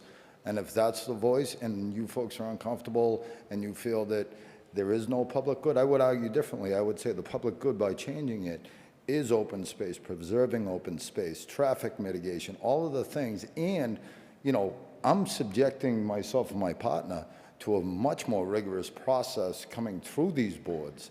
It's not nothing against the boards, but you would ask, why would you do it, sir? You're now going to be held to a traffic standard. You have endless amounts of things that we're subjecting ourselves to. So I think that's our level of dedication, and I think that speaks to the public benefit that the actual residents and these boards are benefiting from having that level of input and getting those restrictive controls in place to have the ability to do this. So I think there is a public benefit to doing the zoning because it's granting this board and the residents the ability to have further review than they have now. I think that would arguably be a public benefit. Right. Thank you. Thank you. Thank you. Yeah, and I appreciate the feedback and the back and forth. I mean, I Sure. guess this is some of my prior comments why I sort of like the planned unit development concept, because we have the concept and we know exactly what we're dealing with, but we, you know, at some point need to make a decision whether we're comfortable with where it is or whether we are, you know, comfortable with what the slew of options are in another scenario. And I do think that there are a lot of, I won't say controls, but sort of governing lanes if the property turns into multifamily. So I guess that's where we are. Yes, Member Grove. On your legal hat for a second, if we have a defined list of public betterments involved with this project, is that legally enforceable? Member Grove, I have no idea. I'm not sure in practice how that works. I mean, I've read through some of the cases when the question came up to get a better idea of where we're at, but I don't know how that works in practice, so I'm not going to guess while I'm up here because that usually doesn't go well when I do that. If I may just, you know, I think one thing that is notable, this is a recommendation and there's two other processes this needs to go through. So I think tonight is a recommendation and that can be vetted along these two other processes, which is Ways and Means as well as the full town council vote. So again, I think we have plenty of protections in place, and I think, you know, my partner and I are willing to accept further processes that we don't have in front of us now. So I think that coupled together should give this board assurance, should give residents assurances that we're serious and we're looking to move this forward. And, you know, but with that said, we do feel that we've vetted this and we're going to continue to do that. So if we want to continue to have this dialogue and we want to think outside of the box, then I think a simple recommendation, knowing that maybe there's going to be challenges along the way. We're not going to solve all the problems this evening, And that's why we have other board, we have Ways and Means, we have Town Council, so process. And that's just to get the zoning change. Then we're coming back to you folks for site plan review. So I think the layers are there to assure this board that a simple recommendation is not detrimental. It really has no force or an effect until it's voted on by full council. Thank you. And I will just add to the people who are here paying attention to the application that what tends to happen is that people come to the planning board meetings and they pay attention and they give their voice, and they don't as often go to the zoning board meetings. And at some point, the applications make their way through the Braintree process and get a lot of variances at zoning that change our scope of review. So I would just ask that if anything with the project goes forward, that everybody pays attention to the various boards and not just the planning board, because I think that that's an important part of it. But that being said, I think the back and forth has answered some of my questions on it, and I understand that the applicant is asking for a vote tonight to try to move ahead one way or another. And so with that, I would say we're probably, I don't know if we have a correspondent, do we have a correspondence list on this one? No, Madam Chair. Okay, all right. We did receive some public comments. Some of the speakers, some of those people spoke this evening. Those were included in the board's packet. One of them came in fairly late that will be reflected in the file, but those are included as well. Okay. All right. Well, then if the members have any comments or questions, we could go ahead and make a motion to close the public hearing on the recommendation. I'm going to go out on a limb and make an observation.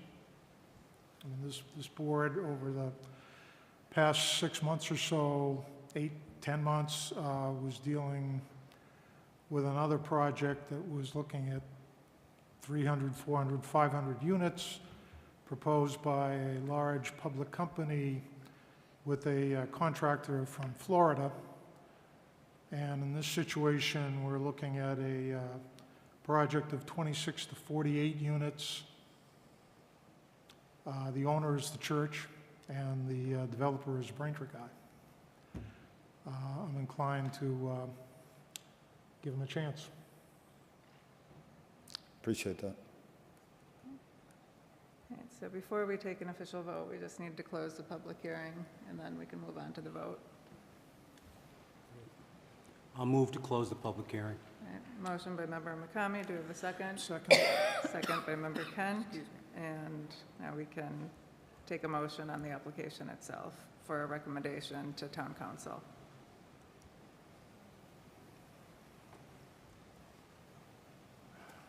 Help me with the words here. You have to decide how you want to make the motion. Well, no, I'm going to go back to the application, what is it, the petition to rezone the plot. This For a 11 recommendation. acre from Res B to Res C. Make the move to do that. All right, so your motion is to issue a favorable recommendation on the request for rezoning. Yes. Okay. We have a motion by member Kent. Do we have a second? Ooh. We have a second by the stage. Sorry. Second from the stage. Okay. I'm going to second that, please. Second by member McCamey. All those in favor? Aye. Aye. Any opposed? No. 2 opposed. Okay. The recommendation passes 3-2. Excellent. Thank you. Much appreciated. Thank you. Thank you.